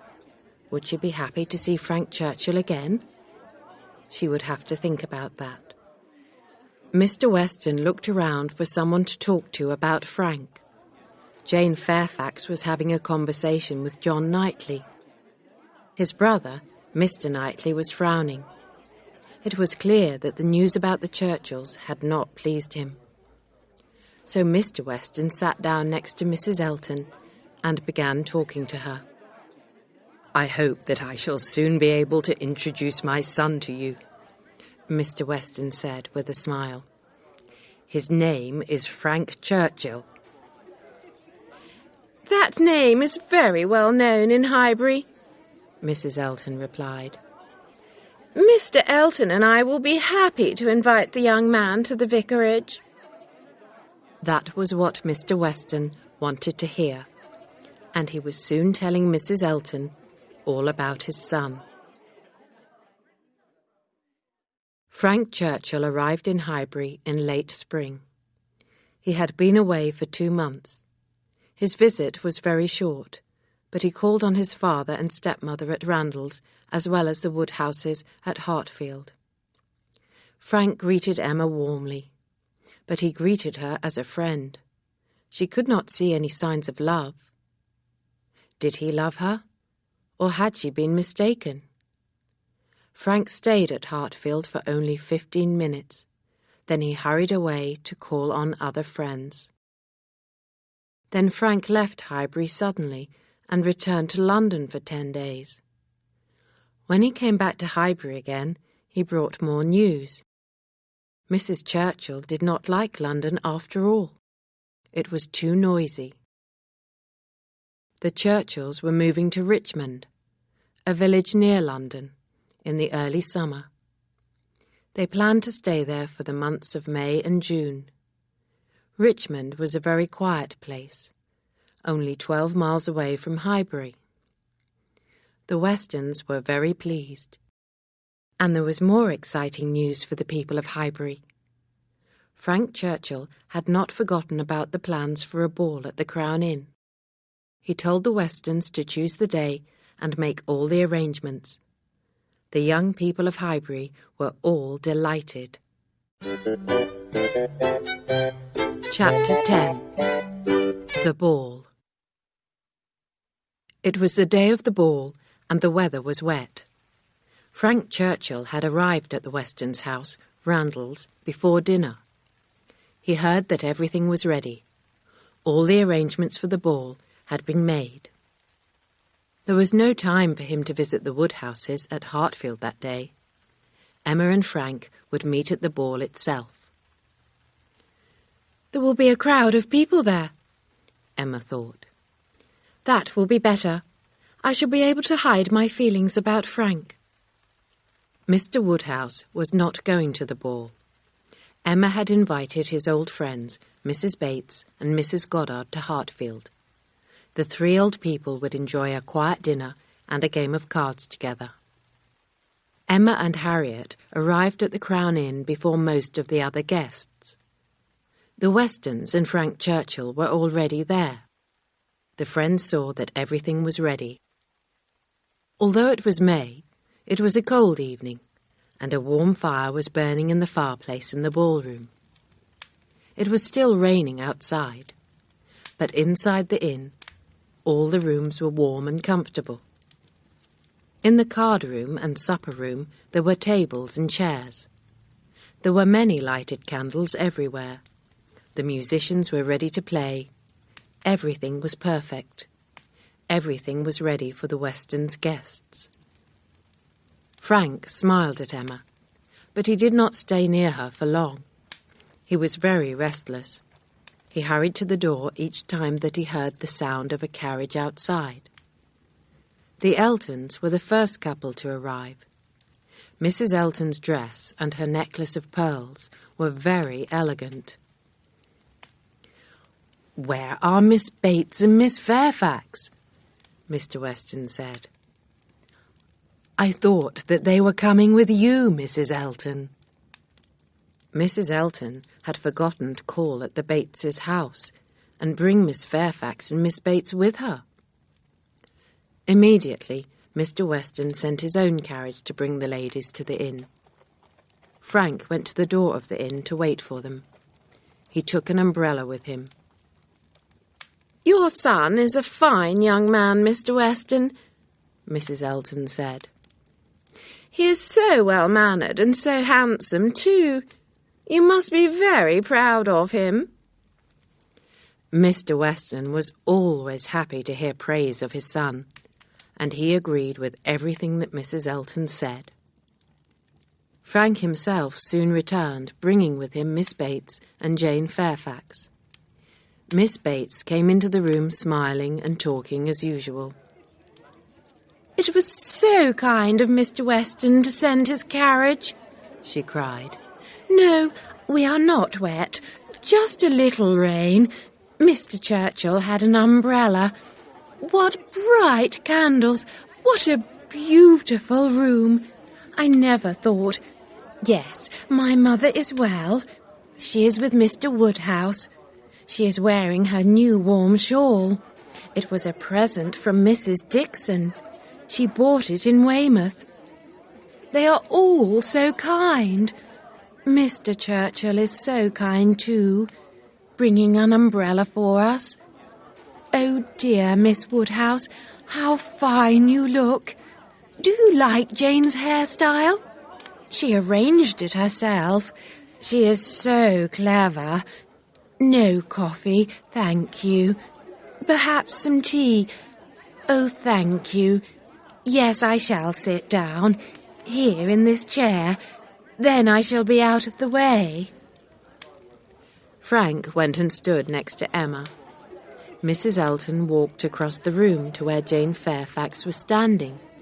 She began to praise Jane's hairstyle and her dress. "And what do you think of my dress?" Mrs. Elton went on. "I believe my pearls are the finest in the room. I hear that Mr. Frank Churchill is a very good dancer. Well, we shall see." "Do you like Mrs. Elton?" Emma asked Frank very quietly. "I do not like her at all," Frank replied. "But she is praising you," Emma said with a smile. Mrs. Elton thinks that you are very handsome. Frank did not answer. He was looking round the room for Mr. Weston. "Where is my father?" Frank said. "When are we going to begin dancing?" Mr. Weston walked across the ballroom to speak to his son. "Mrs. Elton must have a dancing partner. She will expect you to dance with her first, Frank," he said. Frank shook his head. "No, father, I am sorry. I have made a promise to Miss Woodhouse. We are dancing the first dance together," he said. "You can be Mrs. Elton's partner, father. You can lead the dance with her. She will like that." Several couples were now standing ready, and the dancing began. Mr. Weston stood first in the line with Mrs. Elton. Emma and Frank Churchill were next to them. Emma was feeling very happy. She knew that she was well dressed and elegant, and she knew that she and Mr. Frank Churchill danced well together. Emma saw Mr. Knightley standing and talking to some other guests. "It is a pity that Mr. Knightley is not dancing," she thought. "He looks so tall and handsome. He is the most handsome man in the room, after Frank Churchill." Harriet Smith was not dancing either, and Emma felt sorry for her. Mrs. Weston did too. Mr. Elton was walking about the room without a dancing partner, and Mrs. Weston spoke to him. "You are not dancing, Mr. Elton," she said. "Shall I find you a partner for the next dance?" Mr. Elton smiled. "I would be happy to dance with you, Mrs. Weston," he said politely. "I do not dance," Mrs. Weston said with a laugh. "But here is Miss Harriet Smith, a very pretty girl without a partner for the next dance. She would be happy to dance with you, I am sure." Thank you, but I do not need a partner," Mr. Elton said quickly. "I am an old married man, and my dancing days are over." Mr. Elton turned away from Harriet and went to sit down. Emma was angry at Mr. Elton's rudeness, and she felt very sorry for Harriet. Then, to Emma's surprise, Mr. Knightley walked over to Harriet, bowed, and asked her to dance. Harriet stood up, smiling happily. Emma was pleased. Mr. Knightley had shown kindness to her friend. Emma was also pleased to see that Mr. Knightley danced very well. She smiled happily as the musicians played another tune. Some time later, it was time for supper. The delicious food was put on tables in the supper room, and people began to walk along the passage. They were laughing and talking. Miss Bates walked with Jane, and of course, Miss Bates was talking too. "Jane, dear Jane, please put on this shawl. The passage may be cold. Oh, Mr. Churchill, there you are. Jane, dear, Mr. Churchill has helped you. You are so kind, Mr. Churchill. Jane, you will be warmer now. I am so pleased to watch the dancing. Yes, Jane dear, Mr. Woodhouse sent Grandmamma back from Hartfield in his carriage. I ran home to help her into bed. No one missed me. And here I am, back again. Grandmamma had such a good evening with Mr. Woodhouse. Dinner, cards, and then tea. Oh, thank you, Mr. Churchill.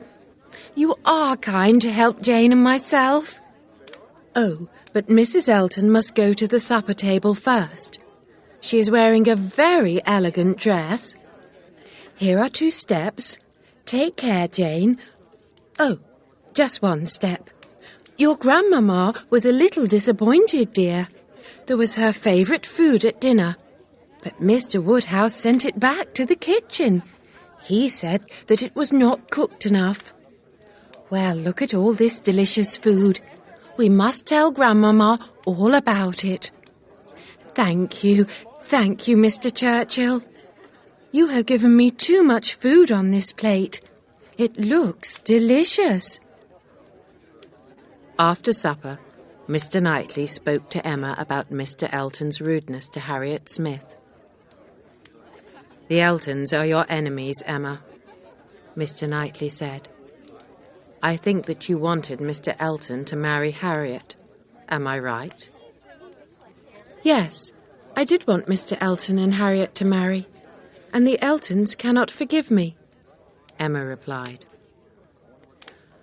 "Well, I do not agree with your matchmaking, but Harriet was the better choice for Mr. Elton," Mr. Knightley said. "Harriet Smith is a sweet, kind girl. These are good qualities, but Mrs. Elton has no good qualities at all." Soon, Mr. Weston was asking everyone to begin dancing again. "Come along, Emma," he cried. "Show everyone what to do." I am ready, Emma said happily. "Who are you going to dance with?" Mr. Knightley asked her. With you, if you will ask me, Emma replied with a smile. "Will you, Emma?" Of course I will, Mr. Knightley. You have shown me that you can dance, Emma said, smiling. We are not brother and sister, are we, Mr. Knightley? We are very good friends. "Brother and sister? Certainly not," he replied.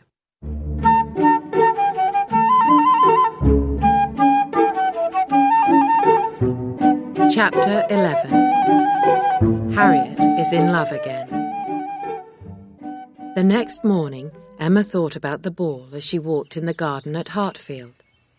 She decided that it had gone well. She had enjoyed dancing with Mr. Knightley, and she was pleased that he had danced with Harriet. Emma had decided that Frank Churchill was not in love with her. Or perhaps he did love her, but only a little. The summer would be a happy and interesting time. Emma turned to walk back into the house and saw two people coming towards her, Harriet and Mr. Frank Churchill. Harriet was crying and holding Mr. Churchill's arm. Emma took them into the house and made Harriet sit down. And then the poor girl fainted. Frank Churchill quickly explained what had happened. Harriet and another pupil from Mrs. Goddard's school had been walking along a quiet little road. They had met a group of gypsies who started asking the girls for money. The other girl was very frightened. She screamed and ran away. But Harriet was too tired after the ball. She did not run. The gypsies were soon all around her. They shouted at her and asked for money. Harriet gave them a coin, but they wanted more, and poor Harriet became very frightened.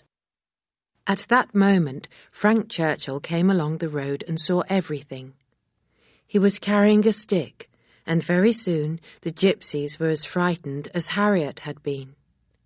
They ran away, and Frank had brought Harriet to Hartfield. Frank Churchill could not stay after Emma had heard the story. He had to return to the Churchills in Richmond. Harriet spent the day at Hartfield with Emma and was soon feeling much better. What an adventure for Harriet Smith! She had been badly frightened and then rescued by handsome Frank Churchill. Emma did not want her father to hear the story, but soon everyone in Highbury, including her father, knew about it. Harriet was not hurt, only frightened. Emma began to think about Harriet and Mr. Frank Churchill. Was it possible that they could love each other? Would they be a good match for each other? A few days later, Harriet returned to Hartfield. She had a little parcel in her hand. Miss Woodhouse, if you have time, I have something to tell you, Harriet said. I have been very silly. I want to tell you everything. Emma was very surprised, and she asked Harriet to go on. I do not care if I meet Mr. Elton or not, Harriet said. I wanted to tell you that. And I think that Mrs. Elton is very bad-tempered. I do not like her at all. I have been very silly, Miss Woodhouse, but my feelings have changed. I want to show you that I no longer love Mr. Elton. Look. Harriet slowly untied the parcel. Inside the paper there was a little box. Harriet lifted the lid of the box.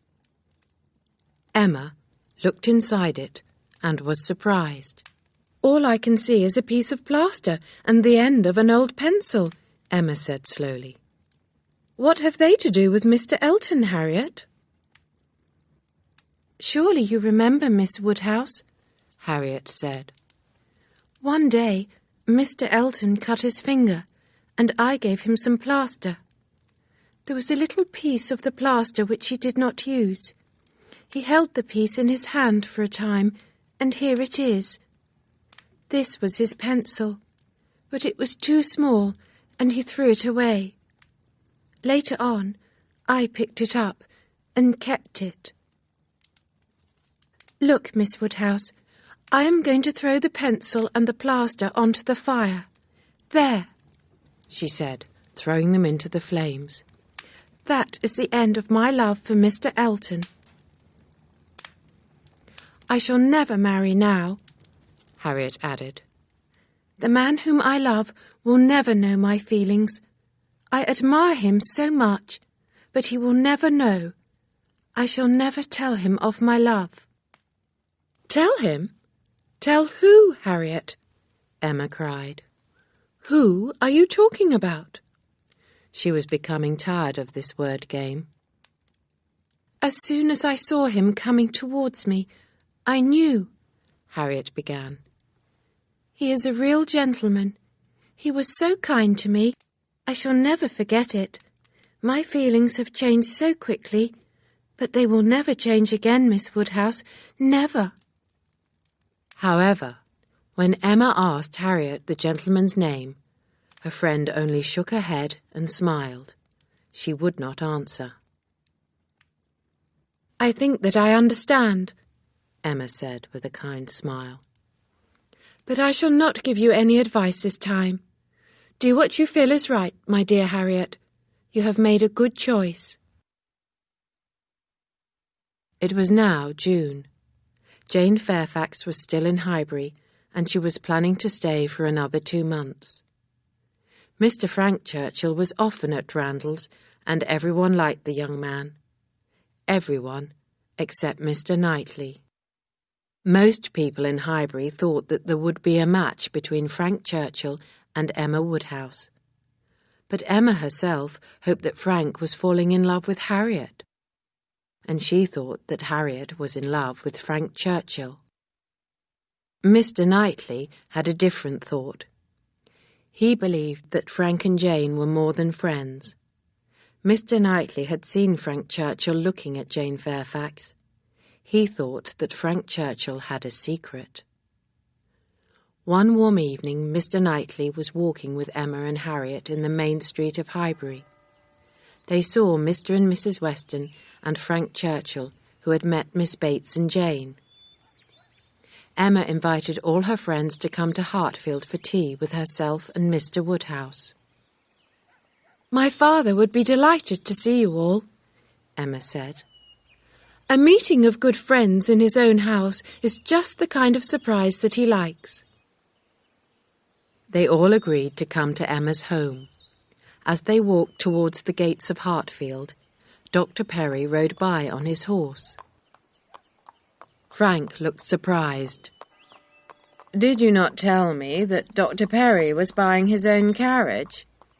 He said to Mrs. Weston. No, I did not, Mrs. Weston said. But you told me so in one of your letters, Frank said. Mrs. Perry told her husband that they should buy more horses and a carriage. Do you not remember? I have never heard of it before." Frank laughed. "I must have dreamt it then," he said. "I am always dreaming of Highbury when I am away. But why should I dream about Dr. Perry?" "Oh dear," Miss Bates cried. "I think that I can explain. It was not a dream at all, Mr. Churchill. Dr. Perry did plan to buy a carriage in the spring, but it was a secret. Mrs. Perry told my mother, and my mother told us. Do you not remember, Jane?" Jane Fairfax was at the back of the group and did not hear her aunt's question. "Oh, well, perhaps I told someone else," Miss Bates went on. "I do talk a lot, I know. I must have told someone about the carriage." Mr. Knightley looked at Frank. The young man had heard Miss Bates's words. Now Frank was looking at Jane and trying not to laugh. Jane did not notice that Frank was looking at her. She walked on into the house. The visitors were soon sitting at the large dining table at Hartfield and drinking tea. Frank sat down next to Emma. Frank picked up a little wooden box that was on the table and opened it. The box belonged to Emma's young nephews. Inside it there were letters of the alphabet, which were made of wood. "Let us play a word game with these letters," Frank said to Emma. As he spoke, Frank took a few letters from the box and put them on the table. Then he made a word and pushed the letters across the table towards Jane Fairfax. Jane soon guessed the word, but she pushed the letters away again. Harriet picked them up and tried to make the word with Mr. Knightley's help. "Mistake," Harriet cried. "The word is mistake." Frank laughed, but Jane blushed and shook her head. Mr. Knightley did not know what to think. Was Frank laughing at Jane and at Emma too? Frank pushed another 5 letters towards Emma and smiled. She quickly made them into a word and then moved the letters about again. "Shall I ask Jane to make this word?" Frank said quietly to Emma. No, you must not," Emma replied, but Frank had already pushed the 5 letters towards Jane. Mr. Knightley saw that the letters made the name Dixon. Jane looked very unhappy. "People's names cannot be used in the game, Mr. Churchill," she said. Then she turned towards Miss Bates and spoke to her quietly. Miss Bates stood up. "Yes, my dear Jane, you are right," she said. "It is time to go." Jane stood up too and put on her shawl. Frank pushed some more letters towards Jane, but she turned away. Mr. Knightley did not see if Frank spoke to her or not. Mr. Knightley stayed on at Hartfield when the others had all gone home. "A strange game was played here tonight," he said to Emma. "I was watching Jane Fairfax and Frank Churchill. There is a secret between them, I am sure. I think that they are more than friends." Emma laughed and shook her head. "A match between Jane Fairfax and Frank Churchill? No, you are wrong, very wrong, Mr. Knightley," Emma said. "I do not think that Jane likes Frank at all, and I am sure that he does not admire her." Mr. Knightley was not pleased by Emma's words, and he left Hartfield soon afterwards. Chapter 12. Box Hill. It was now the middle of June, and the weather was sunny and hot. Mrs. Elton was making plans for a picnic on Box Hill. Box Hill was the most beautiful place in the neighbourhood. Mrs. Elton and her friends were going to drive there in their carriages. They would take food and drink with them. Mrs. Elton started to make all the arrangements. Emma had never been to Box Hill, and she wanted to go there, but she did not want to go with Mrs. Elton. Mrs. Elton went on with her plans for the picnic, and then one of the horses went lame. The visit to Box Hill could not take place that day. "What shall we do, Knightley?" Mrs. Elton cried. "The weather is good now, but it may not be so good in a few days, and without the horses we can go nowhere today." "You can come to Donwell Abbey," Mr. Knightley said. "You will not need horses and carriages. You can walk from the village to my house. My strawberries are very fine this year. Come to Donwell Abbey and eat them." Mrs. Elton was delighted. "What a good idea, Knightley," she said. "All our friends will be there, of course. I shall arrange everything for you. I arrange parties very well." "You may arrange parties in your own house, Mrs. Elton, but not in mine," Mr. Knightley said. "If I ever marry, my wife will make all the arrangements. Until then, I shall arrange things at Donwell Abbey myself." "Well, you are a strange man," Mrs. Elton said with a laugh. "But I expect that my ideas will be the same as yours. Everything will be very easy, of course. We can all walk about, eat the strawberries, and sit together for a picnic under the trees." "I am sorry, but my ideas are different from yours, Mrs. Elton," Mr. Knightley said. "Eat strawberries in the garden if you wish, but my servants will prepare food and we will eat it inside, in the dining room. I want everyone to be cool and comfortable when they visit Donwell Abbey." Mr. Knightley was thinking of Mr. Woodhouse. He wanted the old man to enjoy a day at Donwell Abbey with his friends.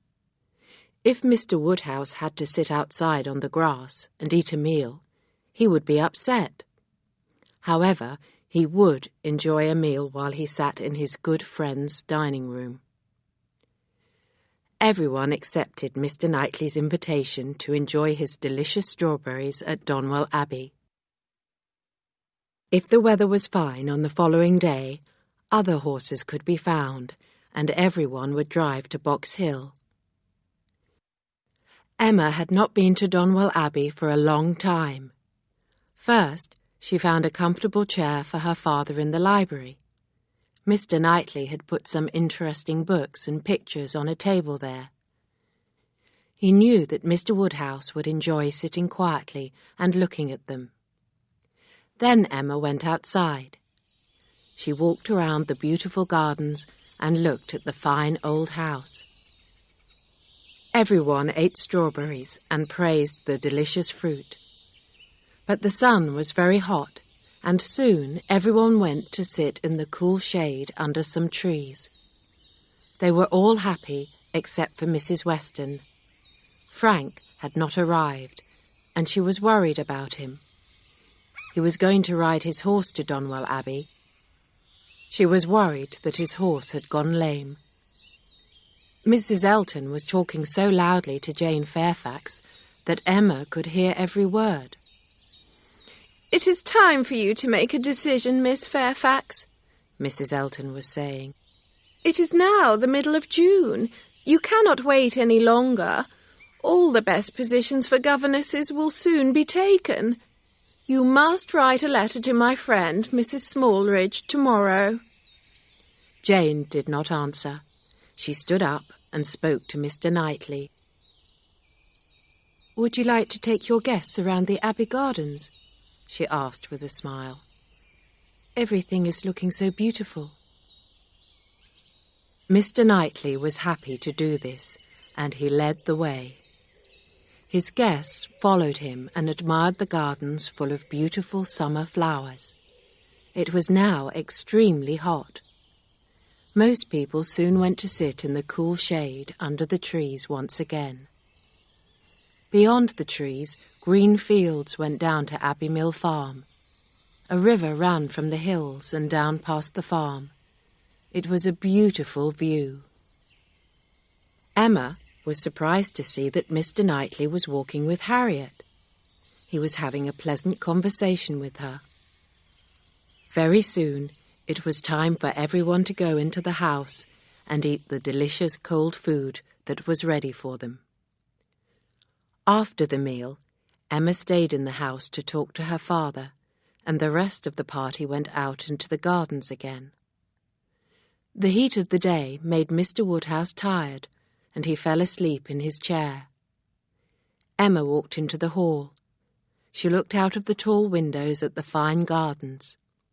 Suddenly she saw Jane Fairfax hurrying back into the house. The young woman looked hot and tired. "Oh, Miss Woodhouse," Jane said, "I was looking for you. I am going home at once. I cannot find my aunt anywhere. Please will you tell her that I have gone, if you see her?" "Of course I will," Emma said.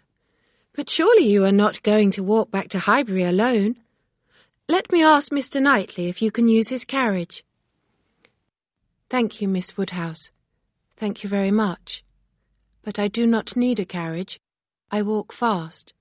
It will only take me 20 minutes, Jane replied.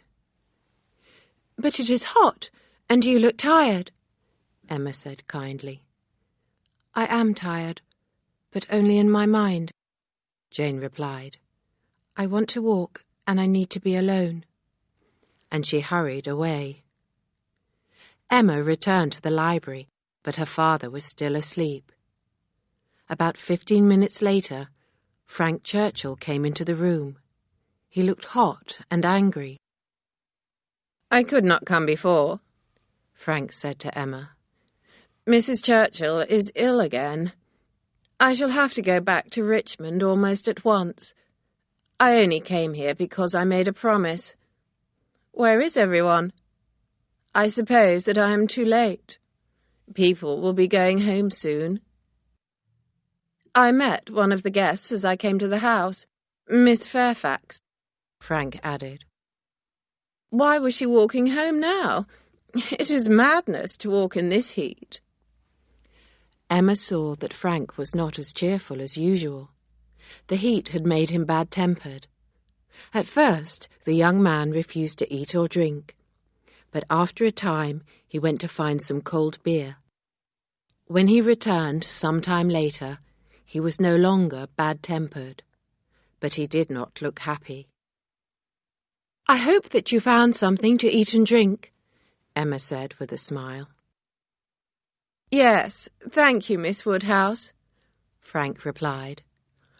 "I am cooler now and feel much better. But I am not happy. I am not happy at all. My life has become very difficult. I am tired of doing nothing in Richmond. I can never be happy in England. I am sure of that. I think that I shall go overseas for a couple of years." "But you are happier now than when you first arrived at Donwell Abbey," Emma said, smiling. "We are all going to Box Hill tomorrow. It is a beautiful place. You must come with us, Mr. Churchill. Your father and Mrs. Weston have arranged everything." At first, Frank refused, but then he said, "Well, if you wish me to stay in Highbury and go with you to Box Hill tomorrow, Miss Woodhouse, I will." Next day the weather was fine, and everyone got ready for the visit to Box Hill. Mr. and Mrs. Weston had made all the arrangements, and everything was well planned. Everyone except Mrs. Weston made the 7-mile journey to Box Hill in their carriages. Mrs. Weston was expecting a child, and on this day she felt tired. She agreed to stay at Hartfield with Mr. Woodhouse. The countryside around them was beautiful, but no one seemed happy. The weather was very hot, and the visitors were soon tired. They did not want to walk very far. Mr. and Mrs. Elton walked away by themselves. They did not talk to anyone. Things were a little better when everyone sat down on the grass to eat the picnic. Mr. Weston had brought lots of delicious cold food and drink for everyone. Frank Churchill sat next to Emma and began to pay her a lot of attention. His conversation was lively and interesting. Emma laughed at his words, but she did not really feel happy. Emma was not sure if Frank was happy or not. "You are the only one who is talking, Mr. Churchill," Emma said at last. "Everyone else is silent. Why is that? What is everyone thinking about?" Frank suddenly stood up. "Why is everyone so quiet?" he said loudly. "We have all come here to enjoy ourselves, but no one looks happy. Why not? Ladies and gentlemen, you heard Miss Woodhouse. She wants to know what each of you are thinking." Some people laughed, but the Eltons looked angry. "Mr. Churchill is not telling the truth," Emma said with a laugh. "I do not want to know what everyone is thinking. I cannot ask that." "Well then, I have a better idea," Frank said. "There are 8 of us here.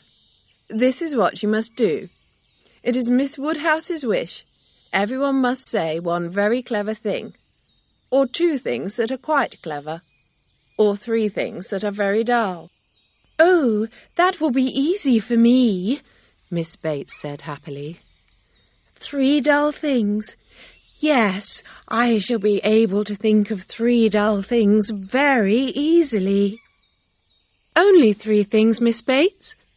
That might be a problem," Emma said. "You will find it difficult to say only 3 dull things at one time, I am sure." At first, Miss Bates did not understand Emma's words. Then she blushed.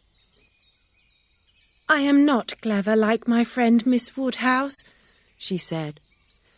"I talk too much, and I do not think enough. I am sorry. I shall try to be quiet."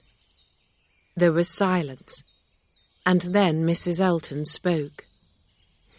"Miss Woodhouse, you will excuse Mr. Elton and myself. We have nothing clever to say to you. We have nothing to say to you at all." The Eltons both stood up and began to walk away. "They are a very good match," Frank Churchill said to Emma. "The Eltons knew each other for only a few weeks before they were married. Many men make mistakes when they choose their wives. Mr. Elton was lucky. He chose a very suitable wife for himself." "Excuse me," Jane Fairfax said quietly. "People may know each other for a long time, but they still make mistakes about each other. They choose the wrong friends. It may be difficult to end a foolish friendship," she went on, "but only very weak people cannot end a friendship that is foolish. It can be done, I know." "Then I must be a weak person," Frank replied. "I would like someone to choose my wife for me. Would you do that, Miss Woodhouse?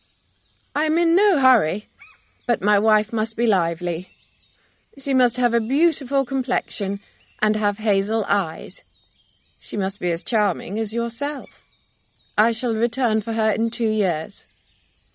Emma smiled. Frank could be talking about Harriet, she thought. "Except that he wants a wife with hazel eyes." Jane's pale face had become red, and she looked upset. "Let us go for a walk, Ma'am," Jane said to her aunt. Miss Bates and Jane Fairfax walked away, and Mr. Knightley followed them. Frank Churchill went on talking and making jokes until even Emma was tired of him. She was very pleased when the servants said that the carriages were ready to leave. Soon, everyone began to walk slowly towards their own carriage. The visit to Box Hill had not been pleasant for anyone. Everyone was glad to go home. Mr. Knightley walked up to Emma and spoke to her quietly. "Emma, you have behaved very badly," he said. "You have been very rude to Miss Bates, and you were rude to her in front of all her friends. I could not believe that you made those remarks." Emma blushed, and she tried to laugh. "My remarks were not so very bad," she said. "I do not think that Miss Bates understood me." "Yes, she did understand you. Miss Bates understood you very well. But she did not make a remark about your bad behaviour herself. She is too kind." "Oh, Miss Bates is a good woman," Emma said. "Everyone knows that. But she is silly too.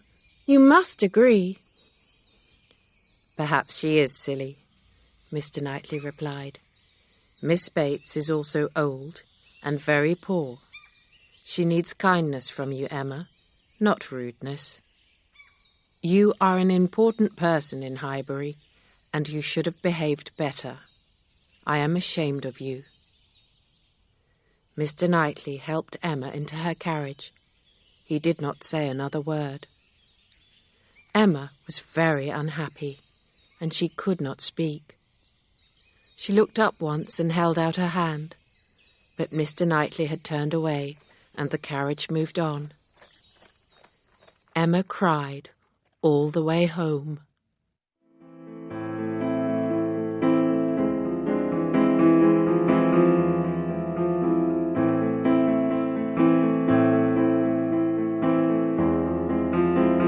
Chapter 13. Secrets and Surprises. Early the next morning, Emma went to call on the Bateses. Old Mrs. Bates, who was alone in the small sitting-room, smiled when she saw Emma. "I am afraid that Jane is not very well," Mrs. Bates said. "She has a very bad headache. My daughter is looking after her." A few minutes later, Miss Bates came into the room. She looked unhappy. "I hear that Jane is not well," Emma said. "I am sorry." "Oh, Miss Woodhouse, you are so kind," said Miss Bates. "I suppose that you have heard our news. I should be pleased, but I am not. Poor Jane has been with us for such a long time. Mother and I will miss her so much. Jane has been writing letters to the Campbells and Mrs. Dixon. She had told them the news of her, her new position. She will be a governess. But she has been crying, and now she has a bad headache. She really cannot see you." "I am surprised that Miss Fairfax has accepted a position so soon," Emma said. "I thought that she was waiting until Colonel Campbell and the Dixons returned from Ireland. Where is the position, Miss Bates? I hope that it is a good one." "Oh, Miss Woodhouse, you are always so kind," Miss Bates replied. "Jane is going to be a governess for Mrs. Smallridge. Her home is near Bristol. Jane will be looking after 3 little girls." And Mrs. Smallridge is a friend of Mrs. Elton's," Emma said. "Yes, she is. Mrs. Smallridge wanted Jane to go to Bristol 3 weeks ago. At first Jane said that she could not go so soon," Miss Bates replied. "We spent yesterday evening at Mrs. Elton's house. Just before tea, we heard that Mr. Frank Churchill had been called back to Richmond. Then after tea, poor dear Jane decided that she would go to Mrs. Smallridge at once. The news was quite a surprise to me. Quite a surprise." "Oh, I see that you are looking at the piano, dear Miss Woodhouse. Well, it must stay there until Colonel Campbell comes back to England. It was his gift, or his daughter's, perhaps. I do not know. Poor Jane, she is so upset. Please excuse me, Miss Woodhouse. I must go back to her. I will give Jane your good wishes. When Emma got back to Hartfield, Mr. Knightley and Harriet were sitting with her father. Mr. Knightley stood up as Emma came into the room. "I am going to London, Emma," he said. "I have come to say goodbye before I go." "Emma has been calling on our dear friend, Miss Bates," Mr. Woodhouse said. "She went there after breakfast, as I told you." Emma looked up at Mr. Knightley and smiled at him. He understood why Emma had gone to the Bateses' house. He was pleased. Emma had made a bad mistake at Box Hill, but today she had behaved well and had shown good manners. Mr. Knightley took Emma's hand, held it, and smiled too. In another minute he had gone. Emma told her father what Jane had decided. Mr. Woodhouse was surprised and upset. He was very fond of Jane Fairfax. Emma and her father talked about the news all evening. But the next day brought even more surprising news. Mrs. Churchill was dead. No one had believed that the selfish old woman was ill. For the first time in 25 years, people found good things to say about her. Even Mr. Weston was sorry, but he was also thinking about his son. Mrs. Churchill's funeral was going to take place in Yorkshire. Emma thought about Frank too. "Frank can make his own decisions about his future life now," she said to herself. "If he wanted to marry Harriet, it would not be a problem now." Then Emma remembered that Jane Fairfax would soon be leaving Highbury. Emma was sorry that they had not been good friends, and she invited Jane to spend a day at Hartfield. But Jane was ill. She was too ill to visit or even to write. She had bad headaches and could not eat. Dr. Perry was very worried about Jane. He said that Jane was too ill to leave Highbury. He wanted her to rest. The doctor told Miss Bates that Jane's health would be in danger if she went to work for Mrs. Smallridge. Emma wrote to Jane again. She offered Jane a ride in the Woodhouses' carriage. Jane sent an answer to Hartfield. She was too ill to go out, and she refused Emma's offer. But later that day, someone saw Jane walking in the fields near Highbury.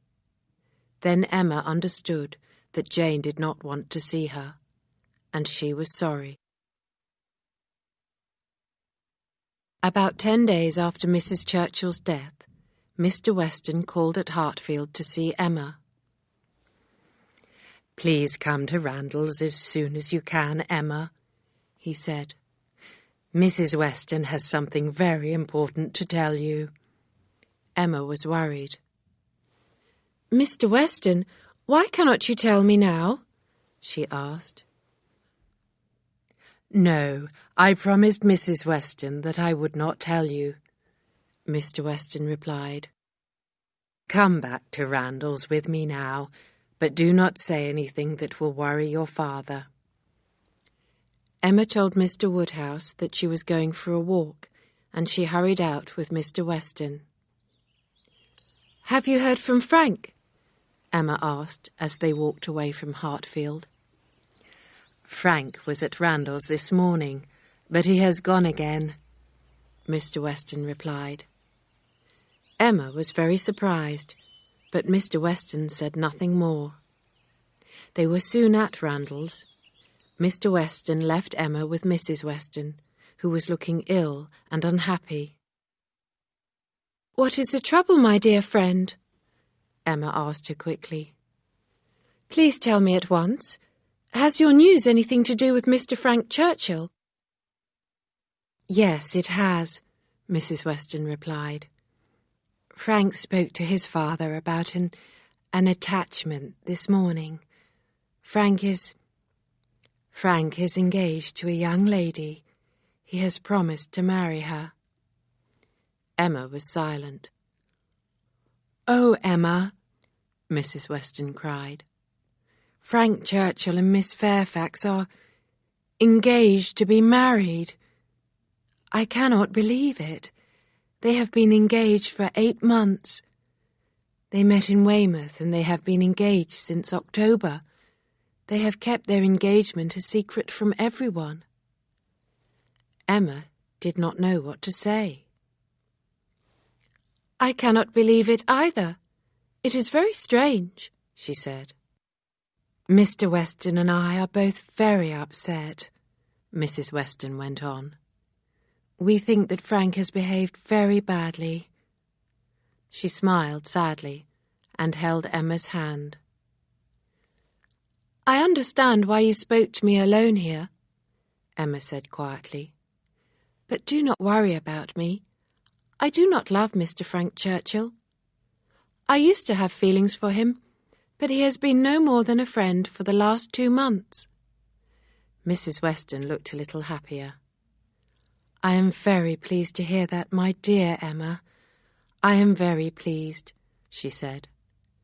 "At one time, our dearest wish was that you and Frank would love each other. But he was in love with Jane when he came to Highbury." "Frank may love Jane, but he has behaved very badly," Emma said. "Frank was not honest with me, and he was not honest with Jane either." "Jane watched how Frank behaved in Highbury," Mrs. Weston said. "She was sad and upset that their engagement was a secret. They quarrelled.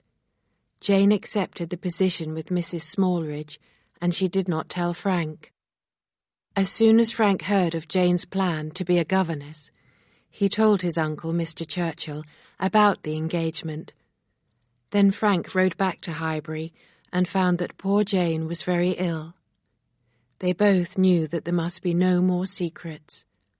After that, Frank rode on to Randalls and told us everything." "Frank Churchill is a very lucky man," Emma said with a smile. "Because Jane Fairfax loves Frank Churchill, she did not tell her friends the truth about her relationship with him. Frank asked her not to speak about it, and she has been true to him. Her character is very good, and I wish her every happiness." Mr. Weston heard these words as he came into the room. He smiled as he held Emma's hand in his own. "I congratulate you, Mr. Weston," Emma said, giving him her best wishes. "You will soon have a daughter-in-law who is one of the best and one of the most beautiful young ladies in England." When she was back at Hartfield, Emma began to think about Harriet. Poor Harriet! She must now be told of Frank Churchill's engagement to Jane Fairfax. "And I shall have to tell Harriet the news myself," Emma thought. "I have been very wrong. Because of me, Harriet believed that she could be Frank Churchill's wife. I gave her hope. I have been very foolish indeed." Harriet came to Hartfield later that day. She ran into the sitting-room to speak to Emma. "Have you heard the news, Miss Woodhouse?" she cried. "What news?" Emma asked, but she knew what Harriet was going to say. "The news about Jane Fairfax and Mr. Frank Churchill, of course," Harriet cried. "They are to be married. Did you know that they were in love, Miss Woodhouse? I did not." "I did not know, Harriet. If I had known, I would have told you. I never wanted you to be unhappy," Emma replied. "I am not unhappy," Harriet said with a laugh. "Did you think that I wanted to be Mrs. Frank Churchill? What a strange mistake. The man that I have feelings for is far, far better than Mr. Churchill. This man is a true gentleman in every way." "Harriet," Emma said carefully, "we must understand each other. Are you speaking about Mr. Knightley?" "Of course," Harriet replied. "We have talked about him a lot. I thought that you understood what I was saying." "But Harriet," said Emma, "the gentleman whom you liked helped you. That is what you said. It was Mr. Frank Churchill who saved you from the gypsies. I thought that you were talking about him." Harriet laughed and shook her head. "Mr. Knightley danced with me at the ball when I did not have a dancing partner," Harriet said. "You remember that Mr. Elton would not dance with me. Mr. Knightley helped me that evening. He saved me. That was my meaning. Mr. Knightley was very kind to me. He is the kindest man that I know. He is a gentleman in every way. I do hope that you will be happy for me, Miss Woodhouse, and for Mr. Knightley too, of course." "Good God!" cried Emma. "This is a terrible mistake. What can I do?" "You do not have to do anything, Miss Woodhouse," Harriet said with a happy smile. "I know that Mr. Knightley is a gentleman of society and that I have no money. But if he does not care about that, why should I? I hope that you will be happy for us both." Emma was silent. Then she spoke very quietly. "Do you think that Mr. Knightley feels the same way about you, Harriet?" Emma asked. "Oh, yes, Miss Woodhouse. I am pleased to say that I do think that," Harriet replied. Emma could not believe it. She tried to understand her own feelings.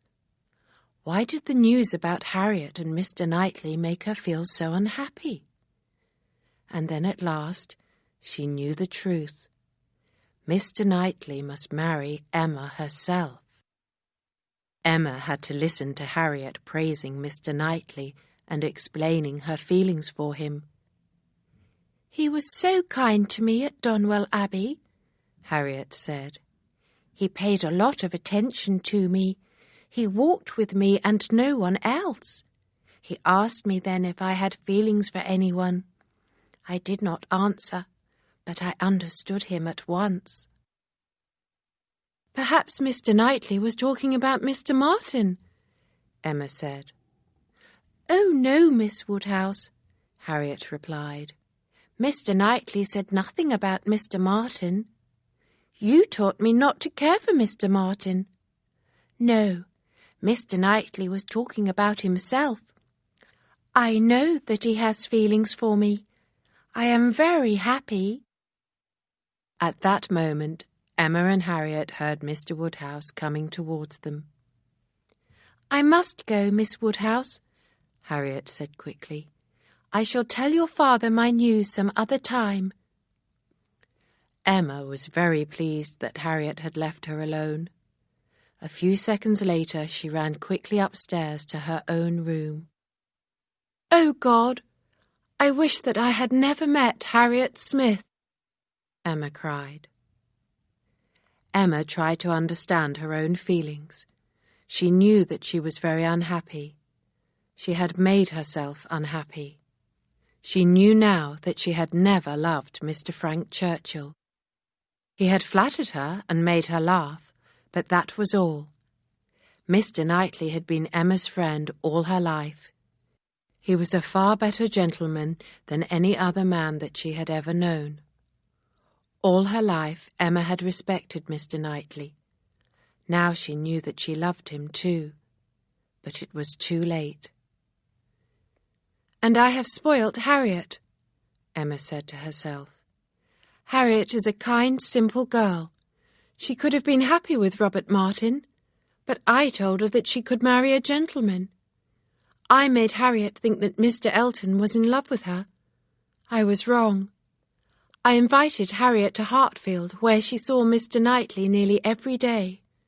I praised her and flattered her. Harriet believes that a gentleman like Mr. Knightley could love her because of me. How I wish that Harriet and Mr. Knightley had never met. I shall never be happy again.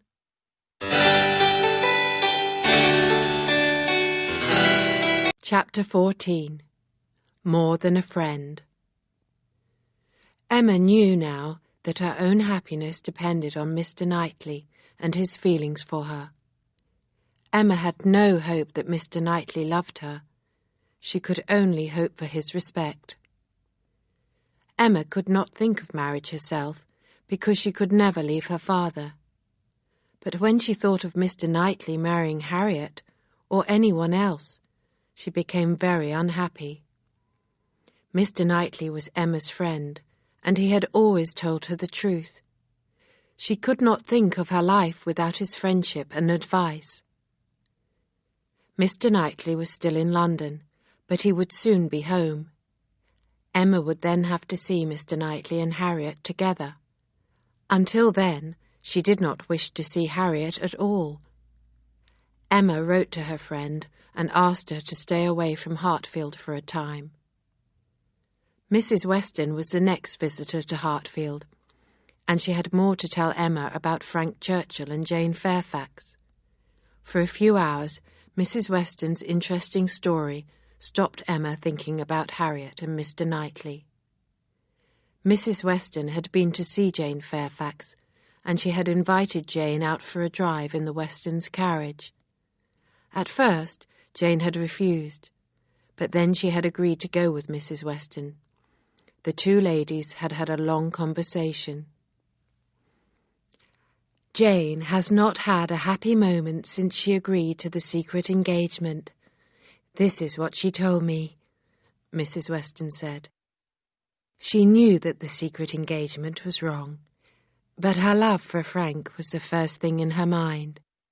She depended on Frank for her future happiness. Jane and Frank had quarrelled about their engagement several times, Mrs. Weston went on.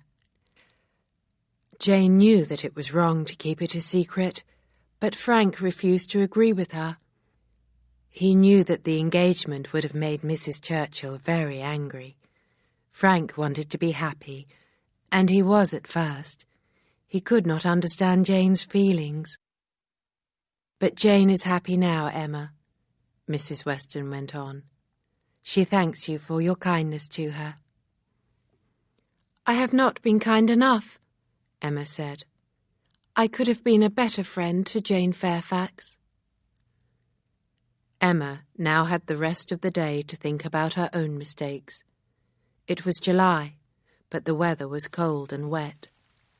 Emma could not go out, and the bad weather made Mr. Woodhouse feel ill. It was an unhappy day at Hartfield. Emma now believed she would never have happiness in the future. Only other people would be happy. When Mrs. Weston's baby was born, she would have less time to spend with Emma. Frank Churchill and Jane would be married, and they would go to live in Yorkshire. Mr. Knightley would be happy with Harriet, and he would have no reason to visit Hartfield every day. Emma would have plenty of time to understand her own feelings and become a better person. The next morning, the bad weather continued, but in the afternoon the sun shone. Emma decided to go for a walk. She was in the garden when she saw Mr. Knightley walking towards her. He smiled, and they walked along together. Mr. Knightley said nothing. Emma felt that she had to speak. "I have some news to tell you," she said. "It will surprise you." "What is your news?" Mr. Knightley asked. "The very best kind. News of a wedding," Emma replied.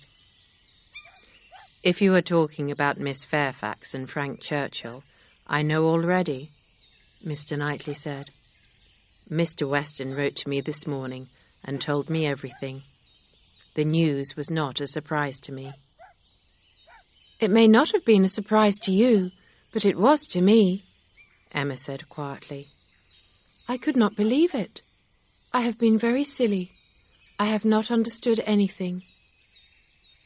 Mr. Knightley stopped walking and looked at Emma kindly. "You are sad now," he said.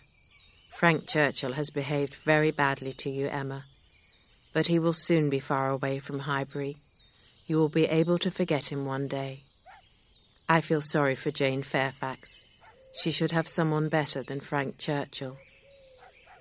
"Mr. Knightley," Emma replied, "you are wrong about me. I have never loved Frank Churchill. He flattered me and paid a lot of attention to me. But that was to hide his secret love for Jane. I did not understand that. I have been very silly, and I hope that they will both be very happy together." "I have never liked Frank Churchill, but he is a very lucky man," Mr. Knightley said. "He has behaved very badly, and everyone loves him. He is loved by a beautiful young woman who is both clever and good. He made her unhappy, but she was true to him. His aunt died, and he is no longer dependent on her for his future happiness. He now has money, and he is free.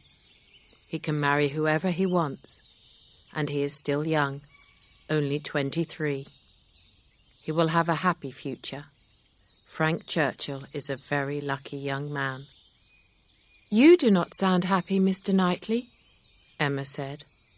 "Do you envy Frank Churchill?" "There is one thing that makes me envy him," Mr. Knightley said. Emma did not answer. "Perhaps you do not want to know why I envy Frank Churchill," Mr. Knightley went on. "But I must tell you." "Do not say anything that will make you unhappy," Emma cried. "Well then, I shall be silent," Mr. Knightley replied. Emma saw that he was very upset. "You can speak to me as a friend, Mr. Knightley," Emma said quietly. "Tell me what you want to say."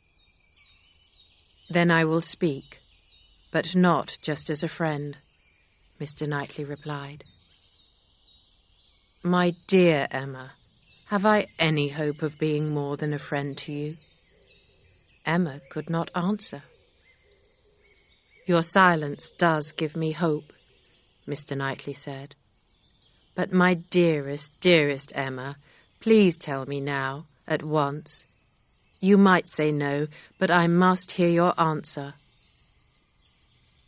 Emma was too happy to speak. "If I loved you less, I could talk about it more," Mr. Knightley said. "I am not a clever talker like Frank Churchill, but I have always told you the truth, and I am telling you the truth now.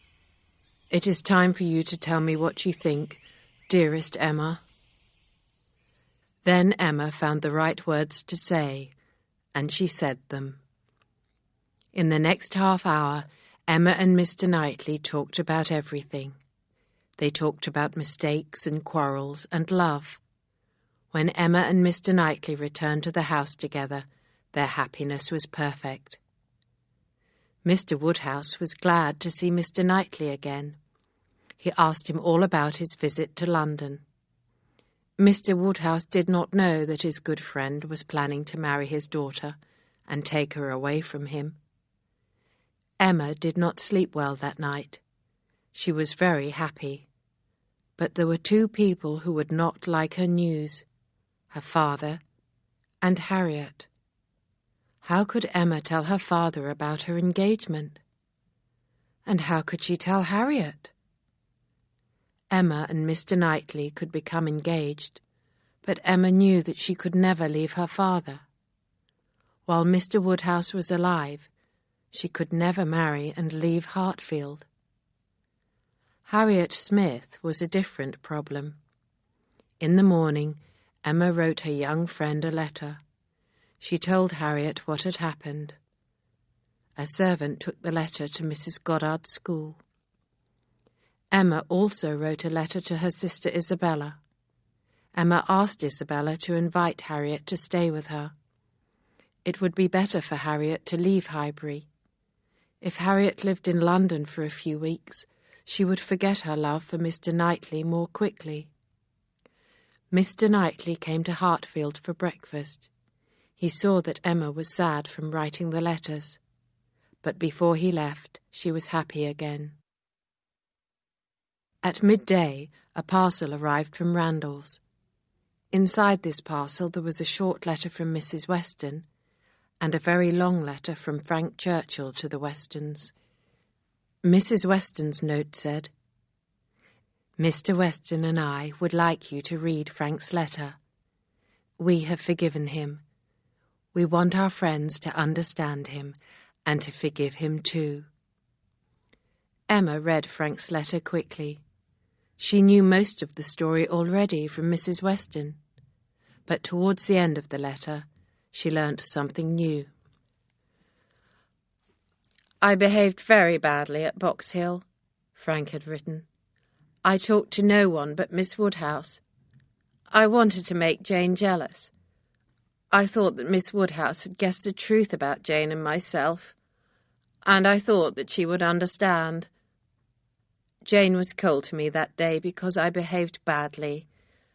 I made her very unhappy, and I did not talk to her again that day because I left for Richmond.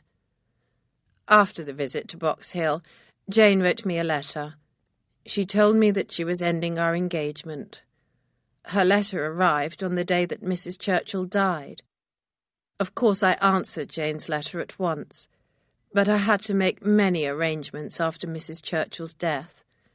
I'm afraid that my letter to Jane was not sent. A few days later, when Jane had not received a reply from me, she wrote to me again. She returned all my letters. She also asked me to return all the letters that she had written to me. I told my uncle everything and hurried back to Highbury. Thank God I was not too late. My dearest Jane is now dearer to me than ever. I know that Jane is a much better person than I am. I cannot believe that she loves me. I am a very lucky man. Your loving son, F.C. Weston Churchill." When Mr. Knightley next came to Hartfield, Emma showed him the letter and asked him to read it. "I would rather talk to you, Emma, but I will read it," he said. "What a long letter that young man has written." Mr. Knightley read the letter quickly and was specially interested in the parts about Emma herself. "So Frank Churchill spent all his time talking to you so that Jane would be jealous," Mr. Knightley said angrily. "He thought that you had guessed his secret, and he thought that you would understand. All he ever thought about was himself. And it was Frank Churchill who sent the piano to Jane Fairfax." "I thought so," said Mr. Knightley. "Only a very thoughtless young man would have sent a gift like that to Highbury." "Well, this last page shows that Mr. Churchill is very fond of Miss Fairfax," Knightley said. "Jane Fairfax is much too good for him, as he says, but he does seem to love her. I agree with him. He is a very lucky young man." Mr. Knightley gave the letter back to Emma. "Let us now talk about something else," he said. "I have had enough of Frank Churchill for one day." Mr. Knightley took Emma's hand and held it in his own. "Emma, I have been thinking about your father," Mr. Knightley said. "I know what you want to tell me. You want to say that our marriage is impossible. It is impossible because it would make your father too unhappy. If you tell him that you want to leave Hartfield, he will never agree. He will not agree to live with us at Donwell Abbey either. So this is my plan. After our marriage, I shall live with you and your father here at Hartfield. What do you say to that, my dearest Emma?" The more Emma thought about this plan, the better she liked it. Her father must soon be told about their engagement, but not just yet.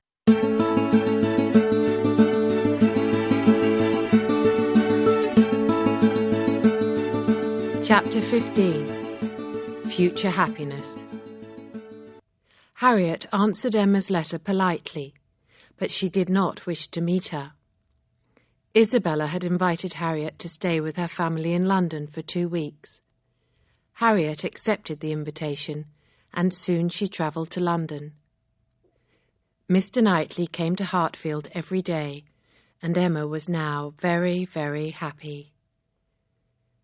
Emma went to call on Jane Fairfax, who was still living with her aunt and grandmother. This time, Jane ran down the stairs and greeted Emma warmly. Jane looked very happy and beautiful. Emma was about to speak when she heard Mrs. Elton's voice in the little sitting room. So Emma just smiled and held Jane's hand for a moment. Then both young women walked upstairs. Miss Bates was not at home, so Mrs. Elton was sitting and talking to old Mrs. Bates. Mrs. Elton was looking very cheerful, and Emma soon knew why. Mrs. Elton knew about Jane's secret engagement, and she thought that Emma did not know about it. "Well, Miss Woodhouse, do you not think that our dear friend Jane is looking much better?" Mrs. Elton said with a laugh. "Dr. Perry must be a very fine doctor, but perhaps he has had help from a certain young man. No, I promised that I would not say anything. We must all visit Box Hill again soon, Miss Woodhouse. Some of us were not feeling very happy that afternoon." Soon after this, Miss Bates returned to the house. "Oh, my dear Miss Woodhouse, I am delighted that you have come. Yes, our dear Jane is now so much better. Dr. Perry, such a charming young man. And Mrs. Elton, you are here too, bringing Jane good wishes for... Oh, Mr. Elton will be coming here soon? Miss Bates sounded even more worried and nervous than usual. Mrs. Elton smiled and nodded. "Mr. Elton is meeting me here. He is very late," she said. "Mr. Knightley must be busy with him at Donwell Abbey. Mr. Elton was meeting him there, you know." When Mr. Elton arrived, he was hot and tired. "Knightley was not at Donwell Abbey," he said angrily. "I walked all that way, and in the heat, for nothing. Knightley's servants did not know where he was. Knightley does not usually forget meetings of that kind." Emma smiled. She guessed that Mr. Knightley was at Hartfield, waiting to see her. She stood up, and Jane walked downstairs with her. "I very much wanted to talk to you, Miss Woodhouse," she said, "but with Mrs. Elton there, I might have asked too many questions," Emma said, finishing Jane's sentence. She smiled. "You must be tired of answering them."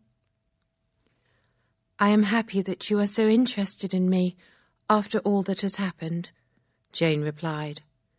"I should be giving you apologies and reasons for my bad behaviour. I was so cold to you, but I could not explain why. The secret was not only mine, as you know." "Say no more," Emma said. "Let us forgive each other at once. You will soon be leaving Highbury and all your friends here." "I shall stay in Highbury until the Campbells and the Dixons return from Ireland," Jane replied. "There will be 3 months of mourning for Mrs. Churchill, and then Frank and I will be married." "I am so pleased that you are not leaving Highbury yet," Emma said. "I am so pleased that you and Mr. Churchill will be together, and I am pleased that we will be friends." A few days later, Mrs. Weston gave birth to her baby. The Westons named the little girl Anna. All the Westons' friends were delighted. "I am sure that little Anna Weston will be as spoilt as you were, Emma," Mr. Knightley said with a laugh. "But spoilt children improve as they get older. You were spoilt, and you improved, my dearest Emma."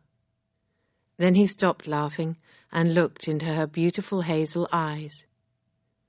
You have called me Mr. Knightley since you were a child. From today, I should like you to call me by my first name, George." "Oh, I cannot do that," replied Emma, smiling. "I have always called you Mr. Knightley, and I shall continue to call you Mr. Knightley. I shall call you George just once, in church when we are married." Mr. Knightley showed Emma a letter from his brother John. In his letter, John congratulated them both on their engagement. The family would be coming to Hartfield in August, and Harriet would return to Highbury with them. Emma now knew that she must tell her father about her engagement to Mr. Knightley. She made her plan carefully. First, Emma would tell her father the news, and then Mr. Knightley would come in and speak to Mr. Woodhouse too. At first, when he heard the news, old Mr. Woodhouse was very upset. He could not understand why Emma wanted to get married. "You and I are happy, are we not, Emma?" he said. "Mr. Knightley comes to Hartfield nearly every day. Why must anything change? First Isabella got married, then dear Miss Taylor got married, and now you. This news is very upsetting." "But Isabella and Miss Taylor both left Hartfield, Papa," Emma said. "Mr. Knightley will be living here with us. He will look after us both." After thinking for several minutes, Mr. Woodhouse agreed to the arrangement. Next, the Westons had to be told the good news. They were surprised, but very happy. Mr. Weston had soon told everyone in Highbury. Everyone in Highbury approved of the match, except for the Eltons. Mr. Elton did not care very much, but Mrs. Elton did not like the news at all. Emma Woodhouse was going to become Mrs. George Knightley. Mrs. Elton was not pleased. "Poor Knightley," Mrs. Elton said to her husband. "And how clever of Miss Woodhouse to have caught the most important gentleman in Highbury. It is a pity that we can never invite Knightley to the vicarage alone again." Time passed quickly, and it was nearly August. Mr. Knightley came to Hartfield one day and said, "I have something to tell you, Emma. I do not know if you will think that my news is good or bad."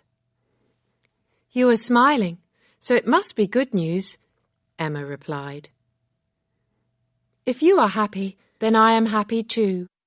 Who or what is the news about?" "Harriet Smith," Mr. Knightley replied. "Harriet Smith is to marry Robert Martin." At first, Emma was so surprised that she could not speak. "You are not happy about it, Emma," Mr. Knightley said. No, you are wrong," Emma replied. "I am very happy, but I cannot believe that Robert Martin has proposed to Harriet again, and that she has accepted him. Tell me more. How? Where? When did this happen?" "Robert Martin went to London on business 3 days ago," Mr. Knightley said. "I asked him to take some papers to my brother John." That evening John and his family invited Robert Martin to the theatre, and Harriet Smith was there too. They all had a good time. The next day, John invited Robert to dine with them. After dinner, Robert spoke to Harriet. He proposed to her again, and his proposal was accepted. "I saw Robert this morning," Mr. Knightley went on, "and he was very happy. I am sure that Harriet will soon tell you more." Emma was so happy that she wanted to dance and sing. After 5 unhappy weeks, Harriet had found happiness again. The next day, Mr. Woodhouse and Emma went to Randalls to see the Westons and their new baby. They were sitting with Mrs. Weston when 2 people walked past the window. "It is Frank and Miss Fairfax," Mrs. Weston said. "Frank came here this morning, and Miss Fairfax is spending the day with us too." A few minutes later, Jane, Frank, and Mr. Weston came into the sitting room. Mr. Weston was carrying his baby daughter. Everyone admired the beautiful child. Frank walked over to Emma and sat next to her. "I must thank you, Miss Woodhouse," the young man said quietly. "You wrote kind words about me in your letter to Mrs. Weston. I hope that you have not changed your mind about me." "No, Mr. Churchill. I am pleased to see you again and to shake your hand," Emma said. Frank smiled and looked at Jane. "She is looking well, is she not?" he said. "Miss Woodhouse, I am surprised that you did not guess our secret. I nearly told you once. I should have told you. I know that now." "I hope that my uncle, Mr. Churchill, will come from Richmond to see Jane soon," Frank said. "I feel so far away from her when I cannot be in Highbury. Are you not sorry for me, Miss Woodhouse?" "I am very sorry for you, Mr. Churchill," Emma said with a laugh. Frank smiled. "I have to give you and Mr. Knightley my congratulations too," Frank said. "Mr. Knightley is a very fine, good gentleman. But do look at Jane, Miss Woodhouse. Is she not beautiful, with her pale skin and dark hair? She is far too good for me."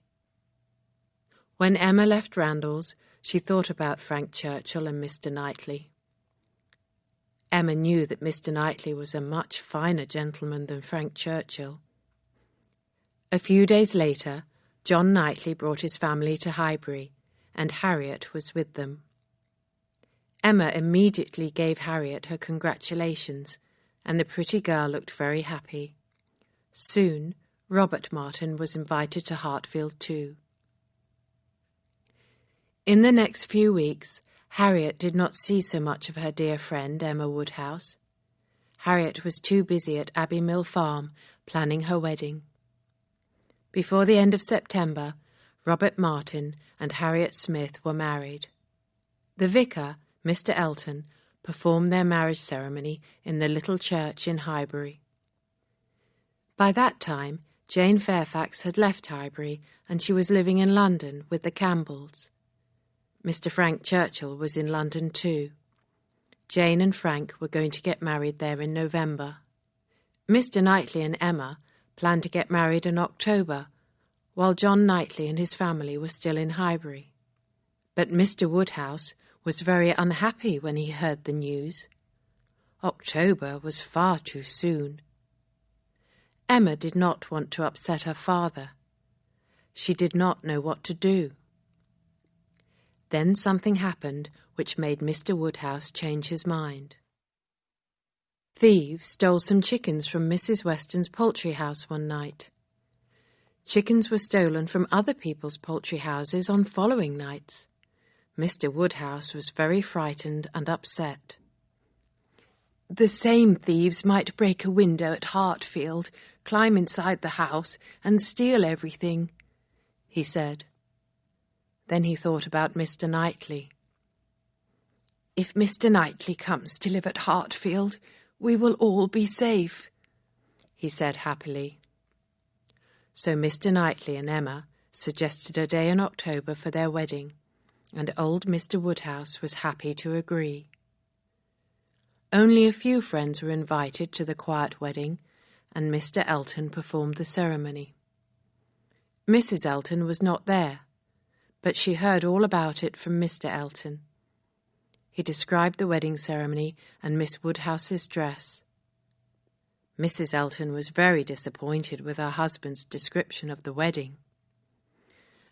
"Your description makes me believe that the dress was not elegant, and that the ceremony was very dull," she said to her husband. However, all the true friends of Emma Woodhouse and George Knightley thought differently. They thought that Emma's dress was very elegant. She looked very beautiful, and the ceremony was perfect, and all the friends' good wishes came true. The marriage of Mr. and Mrs. George Knightley was a long and very happy